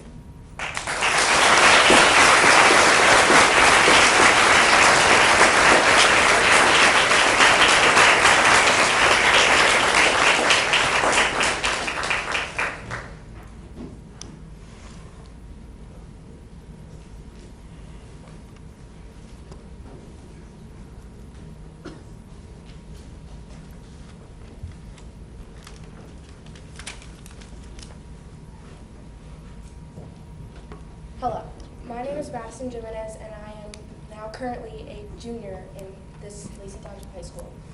I have been taking B's class for the past 2 years, and at first I was very nervous, but everyone said to take it. It was an amazing class. Seniors came in to talk to us, and they said, take his class. It'll really change your life and change your perspective on everything you do. In his class, I've learned how to take apart reading material and find out the actual meaning behind what the words on the page and how they were written and why they were written in that time era or anywhere else in life, if it was a TV show or a movie. My mom is a teacher, and when she goes home to grade papers, she turns on music, she turns on the TV, and she sits down and she gets her work done. Music is part of the arts program. Movies are what actors are in. We all watch TV at least once in our lives. We've watched movies, we've done different things that have to do with arts, but everyone says, oh no, it's okay. Arts can go. The band, they play at the football games. They amp up the crowd with the cheerleaders, and they make everyone excited to watch the game. If you make Mr. B a half-time teacher, I don't know how I'll get through the rest of high school. Thank you.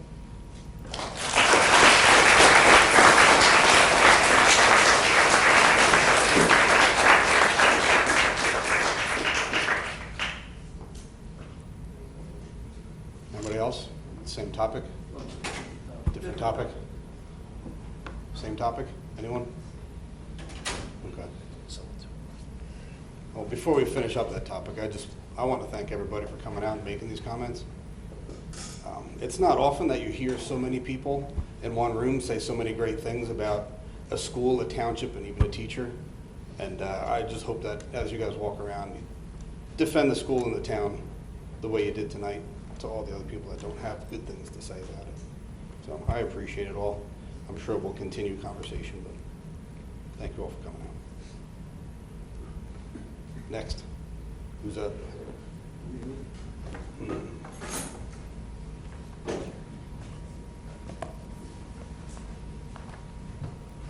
Well, I don't know Mr. B, but I must tell you, there's a lot of courageous young people that walked to this microphone and spoke very eloquently, and I give them a lot of credit.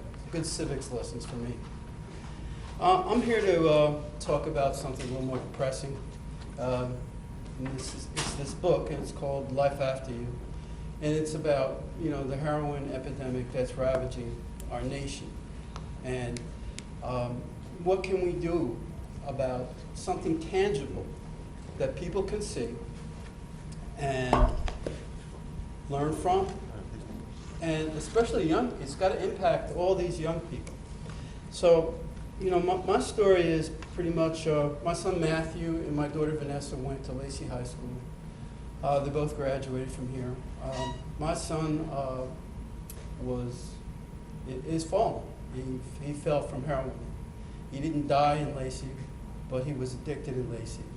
And then soon thereafter, 2 other kids that used to play in my backyard. I used to take them in my car, go paintball, hang out with them, go fishing. They're going too. And so it's taken me a long time to awaken from this sad dream to get up here and implore you all to do something tangible. I'm Italian, so we talk about throwing spaghetti on the wall and seeing if it's done. And I sit in a lot of meetings. I'm on the Lacey Task Force. I'm working with Dr. Larson, Jennifer Barnes. I'm with the Maximilian Foundation down in Manahawkin. And we're all trying to do things to make a difference, but there doesn't seem to be a lot of continuity in what we do. Everybody's got a different plan. Everybody's got a different solution. One of the best pieces of advice I got from Joe Coronado, I'm sure you all know who Joe Coronado is, when I went to him with a plan to carve out a territory from essentially Stafford Township to Toms River and come up with some sort of plan that we can all sing off the same song page. We can all do something together and try to measure it. Everybody wants a matrix. Everybody wants the numbers, right? But how can you get the numbers? How can you find out what works unless we're not all going off in different points of the compass? So recently, in my efforts, I've run across the author of this book. Her name is Linda Legitimate. And she, like me and so many other people I've met, not just from Lacey, but all over, have lost children. And we've all lost them in different ways. And, you know, my story is 5 years of rehab. You know, a lot of people with plenty of letters after their name giving me advice and throwing a lot of money at it and trying everything under the world I think I know how to do. And on September 17th, 2007, Matthew died. He walked out on a bridge over the Navsink River and stood in front of a train. Because not because he was high, but because he didn't have the kind of courage you see these kids up here have, really, quite honestly. He didn't have a place to put it, all right? So right now, I'm working with Paul Chapelcani, who's the theatrical director from OCC, Dr. Larson, and Jennifer Barnes, and we are going to put on this play. We've worked out a backward timeline, and the thought is, by the way, this book is, the movie rights are sold. We've gone out and we've talked to the people who own the movie rights, and it's okay to do a play. There's no conflict of interest in doing that. So Paul Chapelcani is going to script it. He's going to design the set. He's going to do everything. And the goal in the end is to essentially perform it at OCC, share it with other colleges so they can perform it, and also push it down to the high schools.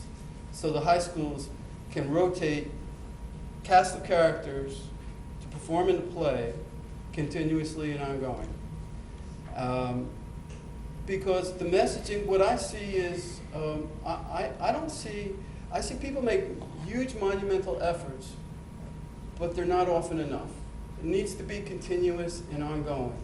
And it is like spaghetti on the wall, because I'm going to tell you, what I experienced from the loss of my son is different from what somebody else experienced.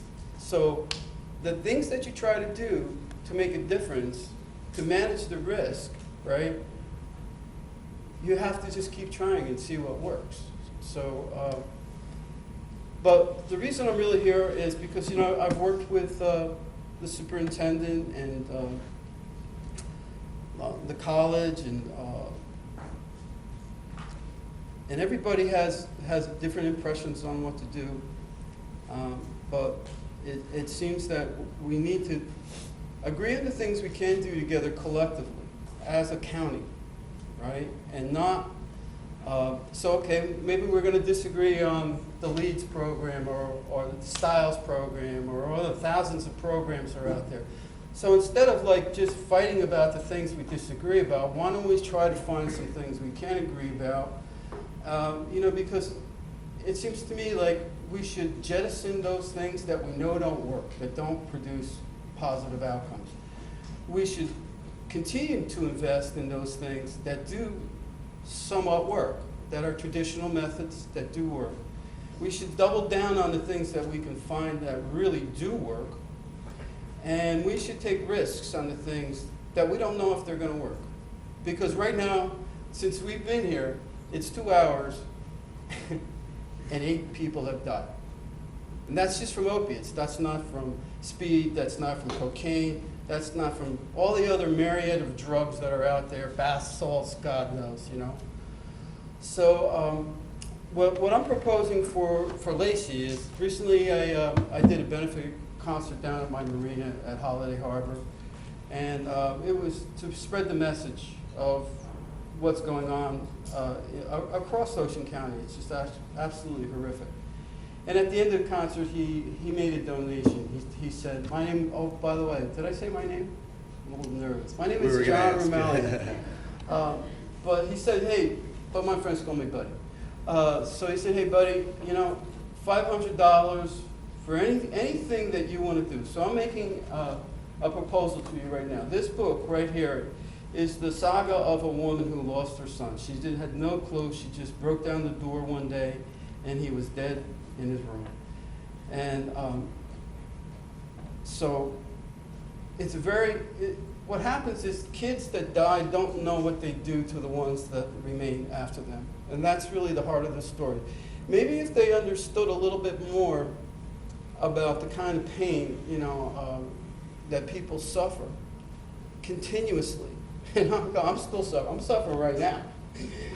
But maybe they'd have a little more thought about making a really tragic, wrong decision. Maybe they would reach out a little sooner for help. So my proposition to this wonderful school system here is that this woman will sell this book for $5 a copy, and there's $500 that's been granted to me to give to anybody who wants it, right? That for a righteous cause. So the righteous cause, I think, right now is that anybody that pops up on your radar, any person that's at risk, whether it's like they're emotionally disturbed, or whether they're going through some kind of crisis in their life, they're falling asleep, they tested positive on a drug test, whatever it is, right? Have them read this book. Give it to them. It's free. You know, distribute it for those people that are at-risk candidates. Make them read it.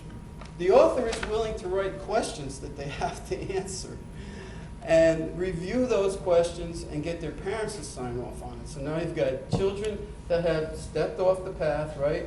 Or there's something going on, and this book is given to the parent and the child to say, because they're, you know, they've been recognized for behavior. That's what's happened, right? So give them the book, make them read the book, make them talk about the chapters. If you look at the chapters in the book, I mean, I'll just read you the one from the father one, okay? Because it goes into each member.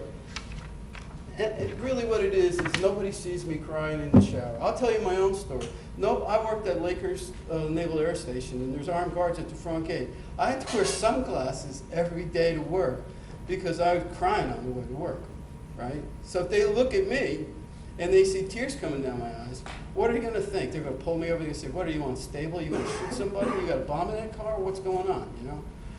So what I'm trying to get at is this ripple effect that tears through families. And, you know, it's not just the one person. When you draw a circle around that one person, right? Grandmothers, grandfathers, aunts, uncles, sisters, brothers, fathers, mothers, friends, doctors, anybody that's associated with them. It's not just one. You take that number that we have in this country, which is 50,000 a year, die from this. That's more than the Vietnam War. That's more than 10 years of the Vietnam War. That's not the real number. The real number is me. The real number is me because I got to live with it now. I'm the one that's out there trying to pull my daughter back together, to explain to my grandson. So my saying is essentially stop it before it starts. New use, overdose, and death. New use is the train, the engine that pulls this train along.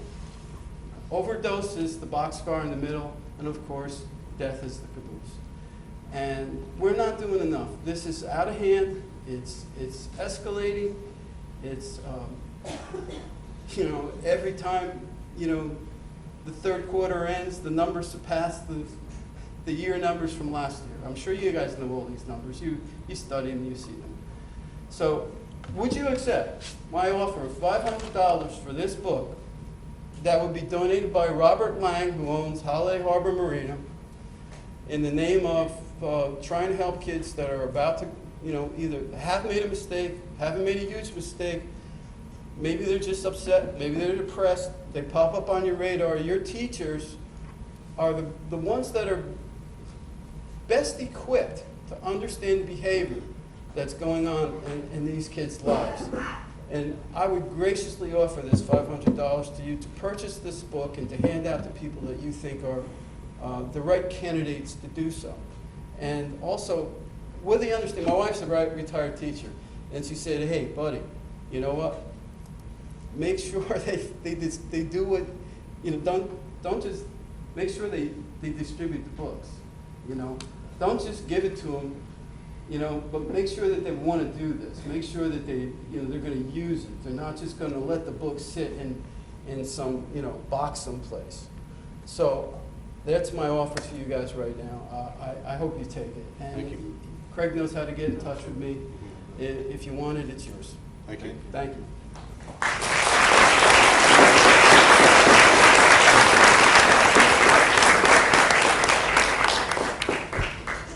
On down.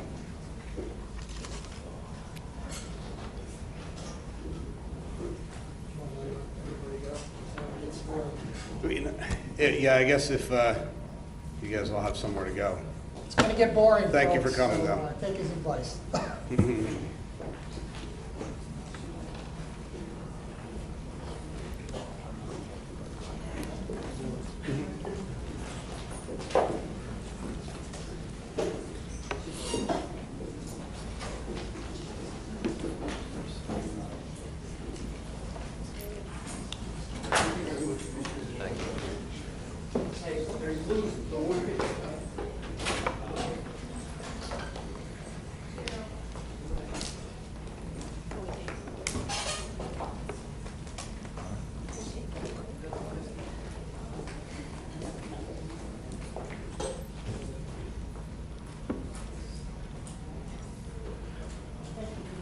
Thank you for coming. Thank you.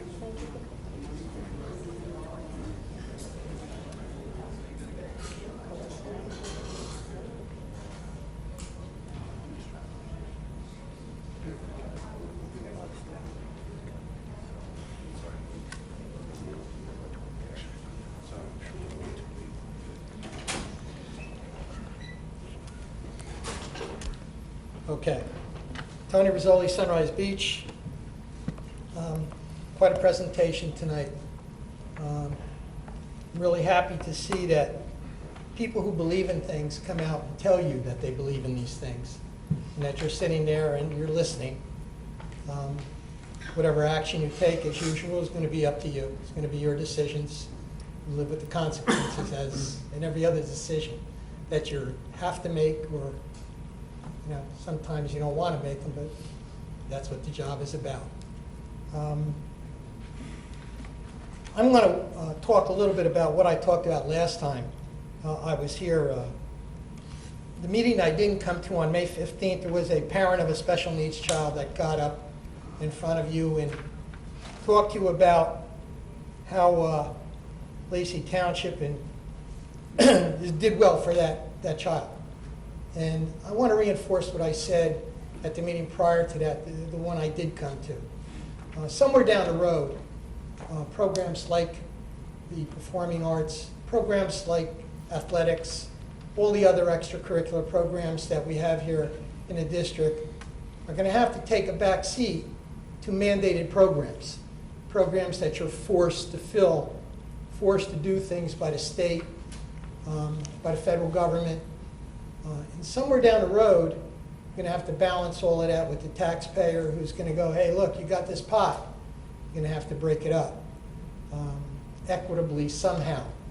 So I'd like you all to just weigh in advance, just like I tried to do with random drug testing years back, bring it to you.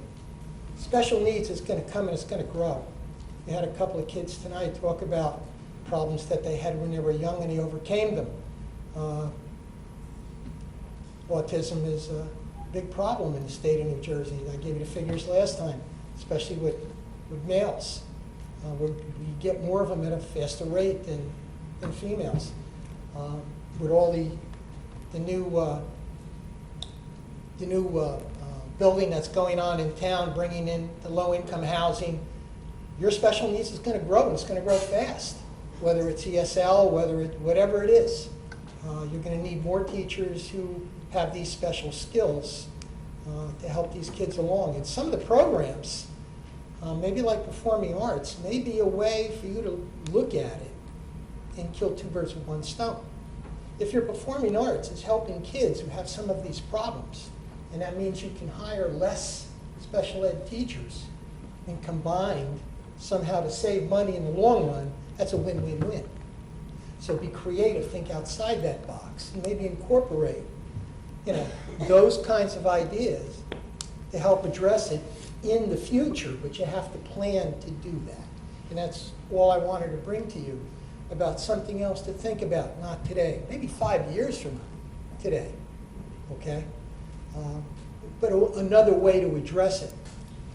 And you know the way I am about football. I read an article in Sports Illustrated. Yeah, I read that rag. Okay?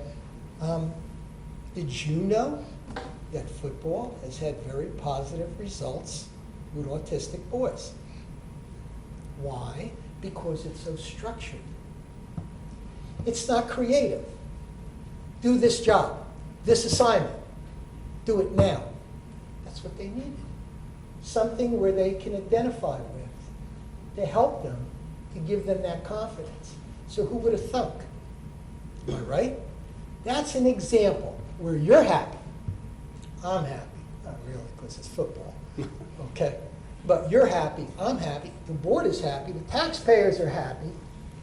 That's the kind of thing that you want to look to do down the road. Again, who would have thought? So don't confine yourself just to what you got taught in college. Don't confine yourself just to what the Department of Education is telling you in the state of New Jersey. Don't confine yourself to what the county superintendent is telling you that you got to do. Got to do. This is Lacey Township. Do it different. That's what I'm trying to tell you. Now, as far as boring, the bus drivers in this district, are they unionized? Sure. They are. Now, we did look to reduce the number of bus drivers because we increased the walking routes, right?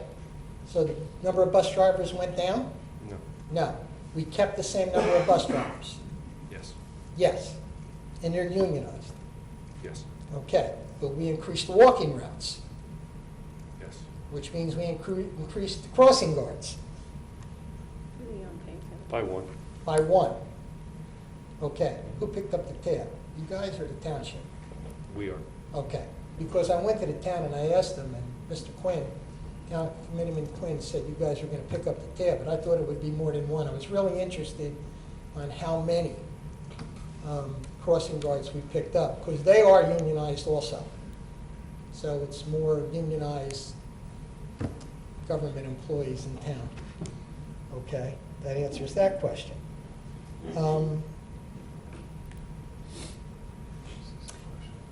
School start times. I know there was real concerns about the kids walking in the dark in the winter. Have you considered changing the start times to at least sunup? The conversation's come up. Yes, it's Dr. Clark has. Yeah, I'm focus taking the group lead started. on that. Okay. I'm starting a focus group. There was an article recently, Asbury Park Press, Star Ledger, about that exact same topic. Well, that's been around for years anyway. I mean, Yeah. Towns Yeah, that recently have got some eliminated attention. walk, I mean, when 30 years ago, we eliminated bus routes in the town that I came from before I came here. And, it's the same thing.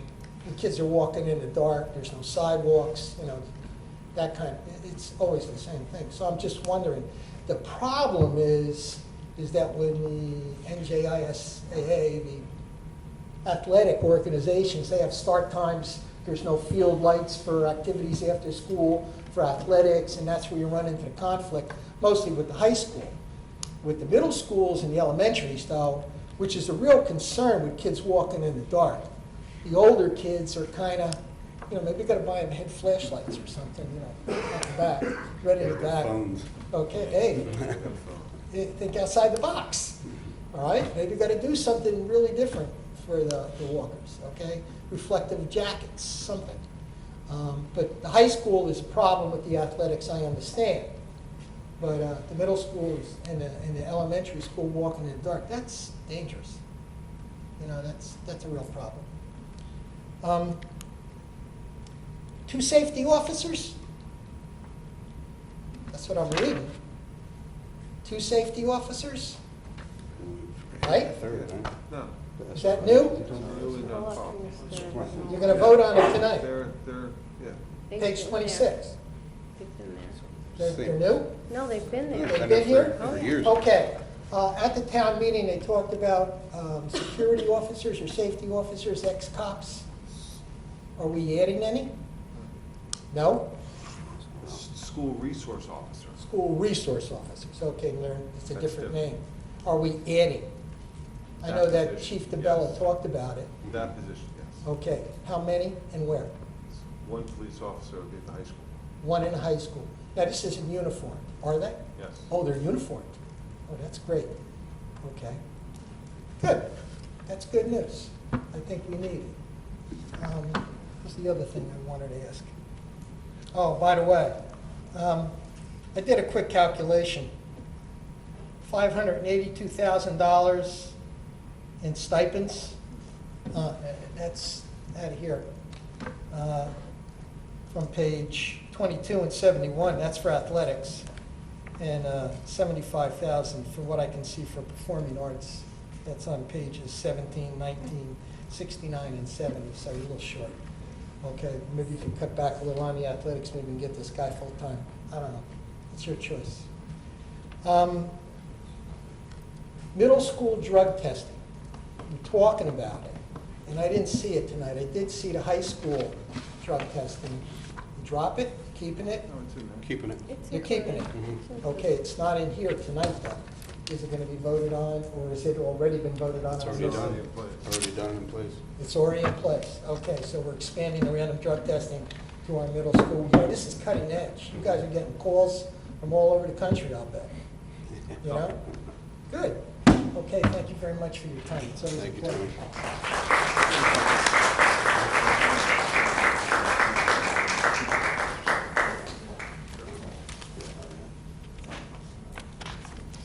Anybody else? Sure, go ahead. Not if you have a question, go ahead. You've already announced yourself. On page 32, there's a transfer of unexpended appropriations and/or excess revenue to the capital reserve of $1 million. And I noticed in the book, besides Mr. Bodner's position, there's a number of basic skills teachers that are being cut to part-time or being done away with. Where is this $1 million coming from, and could that be used, especially for the basic skills and these teachers that are being cut? Sure, right, sure. So the school district financially is separated into 2 components. One is an operating budget, which is comprised of the things we're talking about here, the day in, the day out running of the school district. The other component is what's called our capital, our fund balance. This is not a new $1 million. This is taking $1 million that is in our fund balance already, which cannot be used for operations of the district, and trying to put it in a different place to use it for a different purpose. Does that make sense?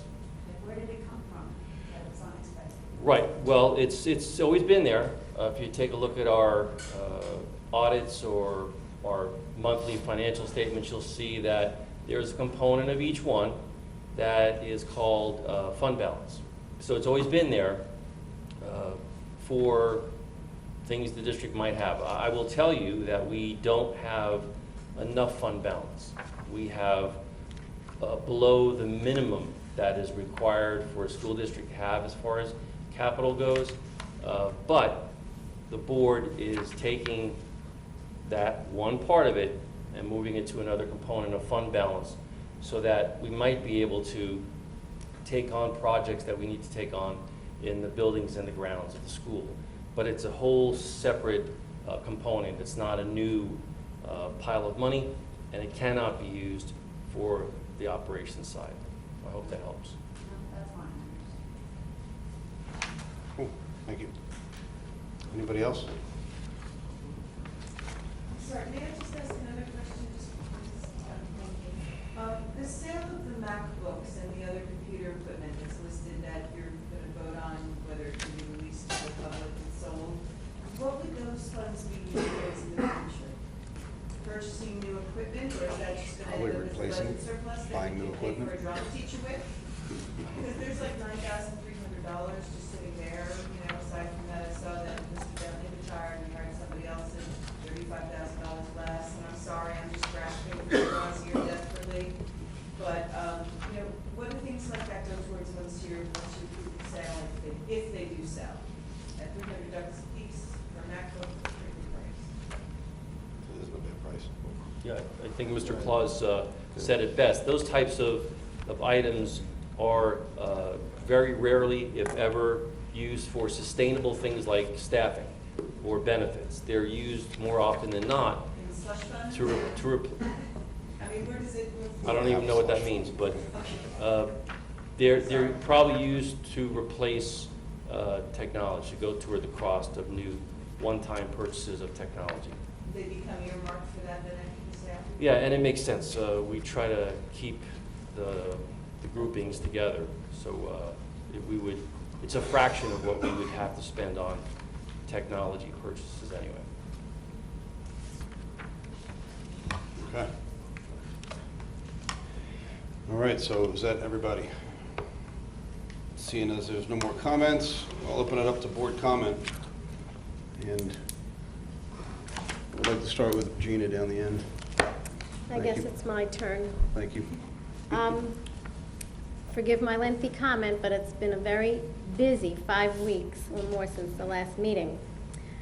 I'd like to congratulate the class of 2017, valedictorian Joseph Nagy and salutatorian Jackie Frazee. The commencement this year was very special for me because it was my younger son's class and it ended our 18 years as parents in the district. Also, I knew many of the students since kindergarten and watched them grow over the years. Class of 2017, it's time to go out now into the world and make this district proud of all you have accomplished, and it was nice to see some of you here tonight. It has been a true privilege for me to follow all the amazing accomplishments of the class of 2017. Please come back someday and be Lacey School Board members. It's the ultimate volunteer community service. We need you. Congratulations to the STEM Sea Perch team. Thank you very much for bringing home 2 more trophies. On May 16th, I attended the band concert at Lenoka Harbor School. It's amazing to see what the little kids can do. May 17th was the Video Film Festival at the high school, and the students did some really great projects. On May 18th, Annie's Story at Mill Pond, and then the middle school band and choir concert was in the high school auditorium. It was a packed house. On May 20th, I attended the Delegate Assembly at Mercer County College. It was a 3-hour meeting, and the New Jersey School Board Association officers were sworn in. Congratulations to Dan Sinclair, the new School Board Association president. He was one of my trainers during my weekend orientation. Monday night, May 22nd, was the Municipal Alliance meeting, and as I mentioned in April, the Municipal Alliance meetings are open to the public and held in the conference room of the Recreation Building behind Town Hall. The 5K race is coming up in August, and volunteers are always needed. Their meeting is tonight, and the next one should be July 24th. On Tuesday, May 23rd, I attended one of the Parent University programs, and then I went to the high school for the Mill Pond Band and Chorus concert. Wednesday, May 24th, was Family Science Night at the middle school. Rockets, CO2 cars, dissections, slime making, and other chemical reactions were demonstrated throughout the evening. Thank you to all the science teachers at the middle school that made this special night possible. On May 25th, I attended the New Jersey School Board Association Legislative Day in Trenton. Then in the evening, it was STEAM night at Mill Pond, and then the 29th annual Mr. Lacey contest at the high school. The show was so funny. I got a headache from laughing. There was so much talent and creativity. And congratulations to the winner, Josh Tremblay, class of 2017. On Friday, May 26th, was the annual Fashion Design class show at the high school. The formal wear creations were very impressive. It's amazing to see what the students can do with some fabric. Monday, May 29th, I attended the annual Lacey Memorial Day ceremony. It was held in the rain. Please remember, freedom isn't free. All gave some, and some gave all. On May 31st, band and choir concert at the high school. Outstanding. Both groups brought back awards for music in the parks and other competitions. On June 2nd in the morning, it was middle school awards. Bravo to all the 8th graders. Then I visited the seniors at Gilly Park for their field day celebration. This year it included Mr. Wiggly in the dunk tank. Thanks for being a good sport. I couldn't dunk him, I tried. Then in the evening, it was a beautiful prom night at the Carriage House in Galloway. The seniors had a great day overall.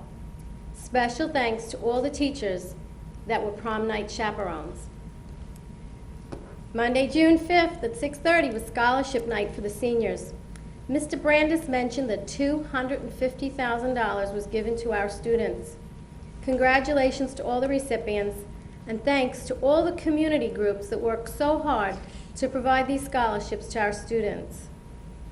Tuesday morning, June 6th, was Mill Pond 6th grade awards. Then in the evening, it was academic awards night at the high school. Again, sincerest congratulations to all the award winners. Hard work does pay off. Wednesday, June 7th in the afternoon, it was the senior yearbook signing dinner. The students were very excited to finally see their 2017 yearbooks titled Anchored in Pride. Later at 6 p.m. was the ADA, Association Against Drugs and Alcohol, red ribbon pinning ceremony sponsored by the Lacey Township Municipal Alliance. Thank you to all the volunteers.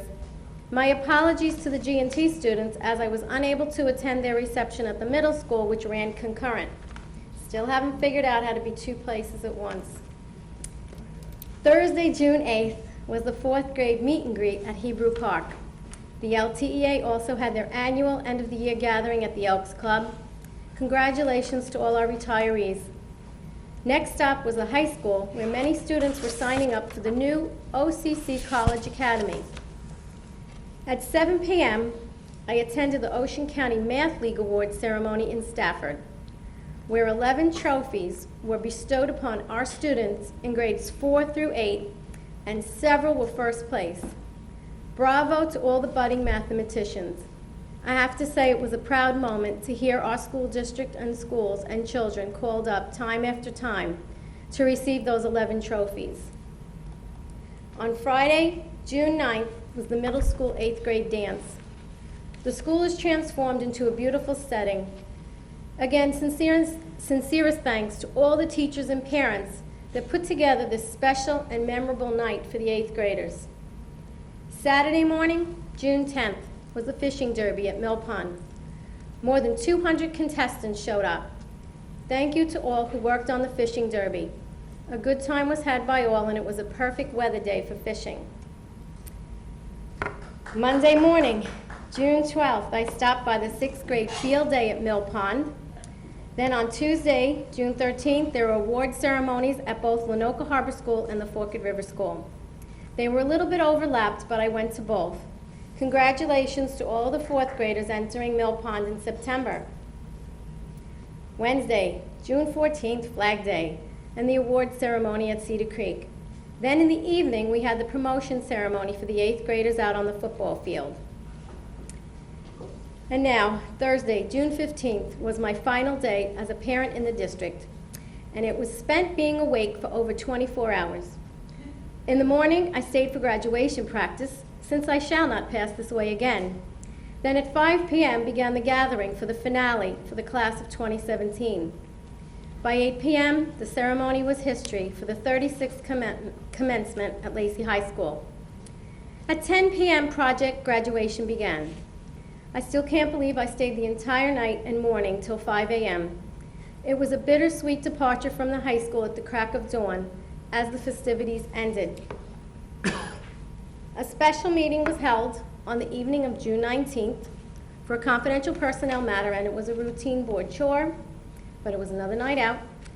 For the public's knowledge, this month the district cost for benefits was $1,172,874, and that figure does not include the employee contribution, so the actual cost is higher. And thank you to all the public who came out to speak tonight. Thank you, Mr. Claus. I'm done. Thank you very much.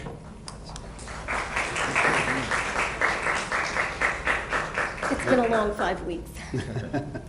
I'm going to keep it, thank you, Mr. Claus. I'm going to keep it short and sweet because we had a lot of comments today, but we had, I believe, about 25 people come up and speak something close to your heart. And like Mr. Claus said, we do listen and we do continue to discuss these matters. So, you know, this will be further discussions on this. So, you know, some very heartwarming stories on this. So, I love going after Mr. Senza because I don't like repeating a lot of stuff, but congratulations to the class of 2017. Unfortunately, this would have been my first year being up on stage for the high school graduation. Unfortunately, I had to work, but I did make the middle school graduation. Couple of this is my calendar right here. She texts me every day. We got this, we got this, we got this. You know, I'm working all different hours. I'm trying to keep up, but I got my calendar right here telling me, okay, we got to be here in 5 minutes, here in 20 minutes. I try to get as much stuff as I could, and I enjoy a lot of stuff that I attend. So, with that, I appreciate everyone coming out tonight. I know it was a long night, but that's all I have. Thank you very much.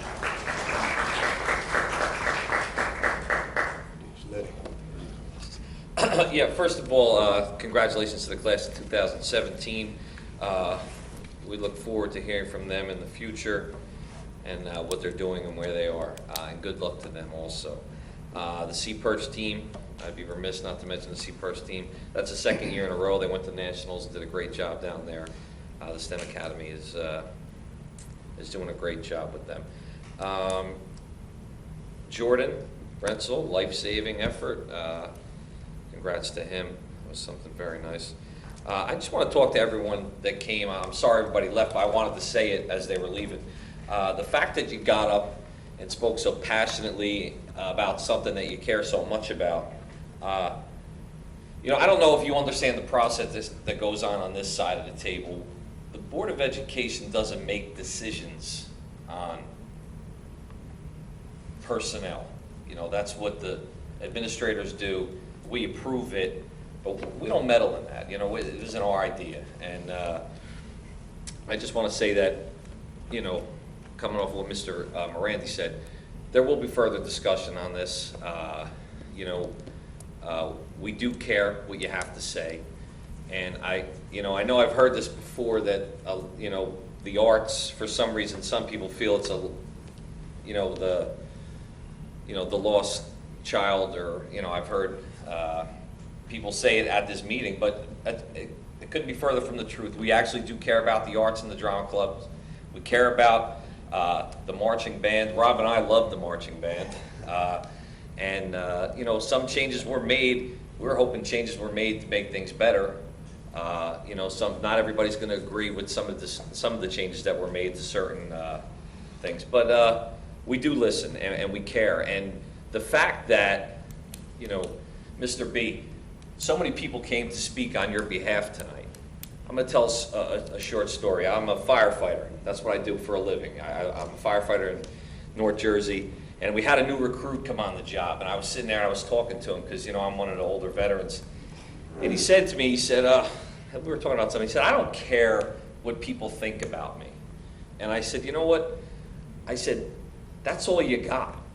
is what other people think about you. That's really all, when you're gone, that's all you have is what people thought about you.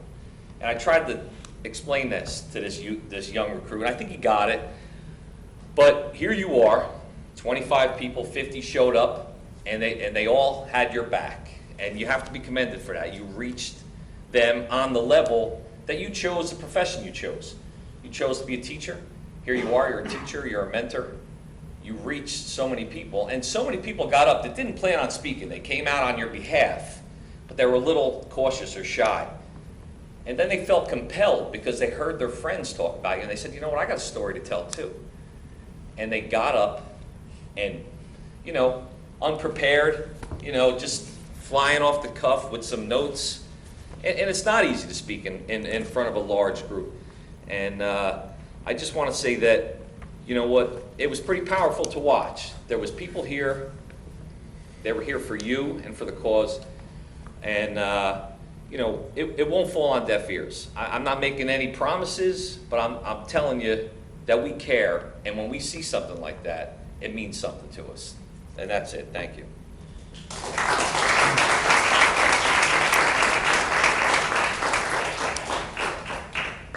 All right, thank you. I guess just to kind of echo everybody's comments, I do want to make sure we say congratulations to the folks at C Perch. That's awesome. And the guys graduating and the girls graduating this year, 2017. There's some impressive schools and jobs and career paths and everything that they're looking to take on, and we're proud of each one of them. Hopefully they come back and share their stories with us. You know, it was nice tonight too, not to see just students and some parents, but graduated students that thought enough to come back again. We want you guys all to keep coming back. You know, this is your home. So thank you everybody for showing up again. Like I said, we appreciate all the comments that you made. Really liked hearing the positive comments. Nobody likes to hear the negative ones, but they gotta be talked, they gotta be said too. So we appreciate everything. And that's all I have to say for tonight, and if that's everybody, we can move on to the next fun part. Let's pay the bills. All right. Let's see here. So for new business, I need a motion on from A to BN. Before we start with the new business, I need to make a motion to table item AV, Apple Victor, on page 55 for more thorough review to hold over to July. Second. Roll. You can do it all in favor? Oh, all in favor? Aye. Holding over item AV, page 55. So all but All but AV. AV. Yep. So A to BN minus AV. Need a motion? Move. Second. Roll. Mr. Morandi? Yes. Mr. Saletti? Yes. Mrs. Sensa? Yes on all except 89 items in item A, and I have a list for the board secretary. And I will furnish an electronic list tomorrow. Thank you. Mr. Claus? Yes. Thank you.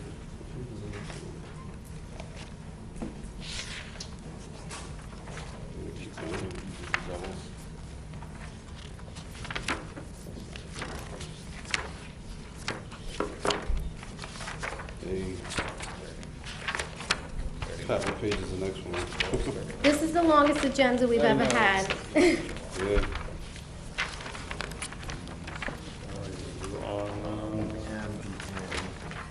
Someone finds that page, let me know. all right? 64. 63. There you go. Almost there. 63. Donations? Yep. Oh, 63. Okay. Part 2 is donations. Sorry about that, guys. Can I get a motion on number 2, donations? And there are a lot of them.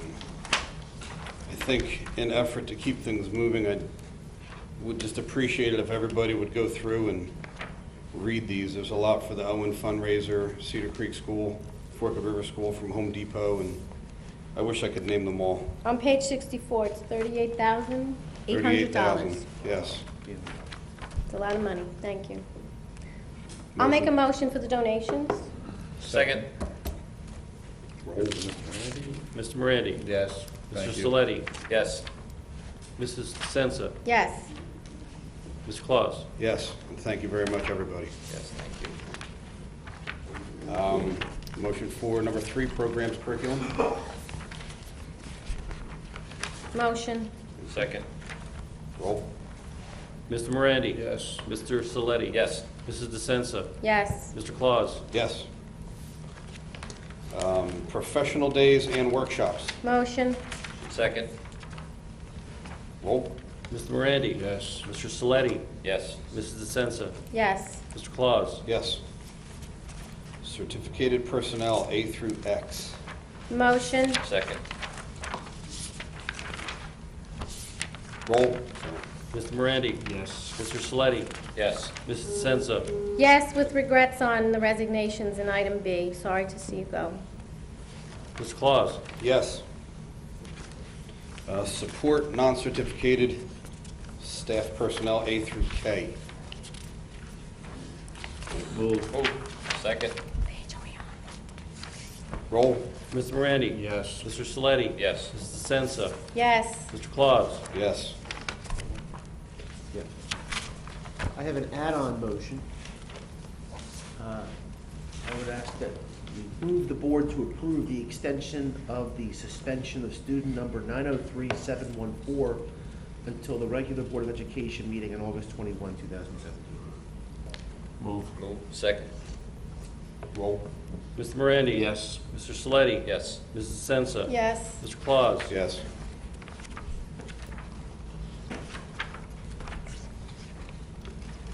Is that motion? Motion to adjourn. Motion to adjourn. Sure. All in favor? Aye. Thank you very much, everybody.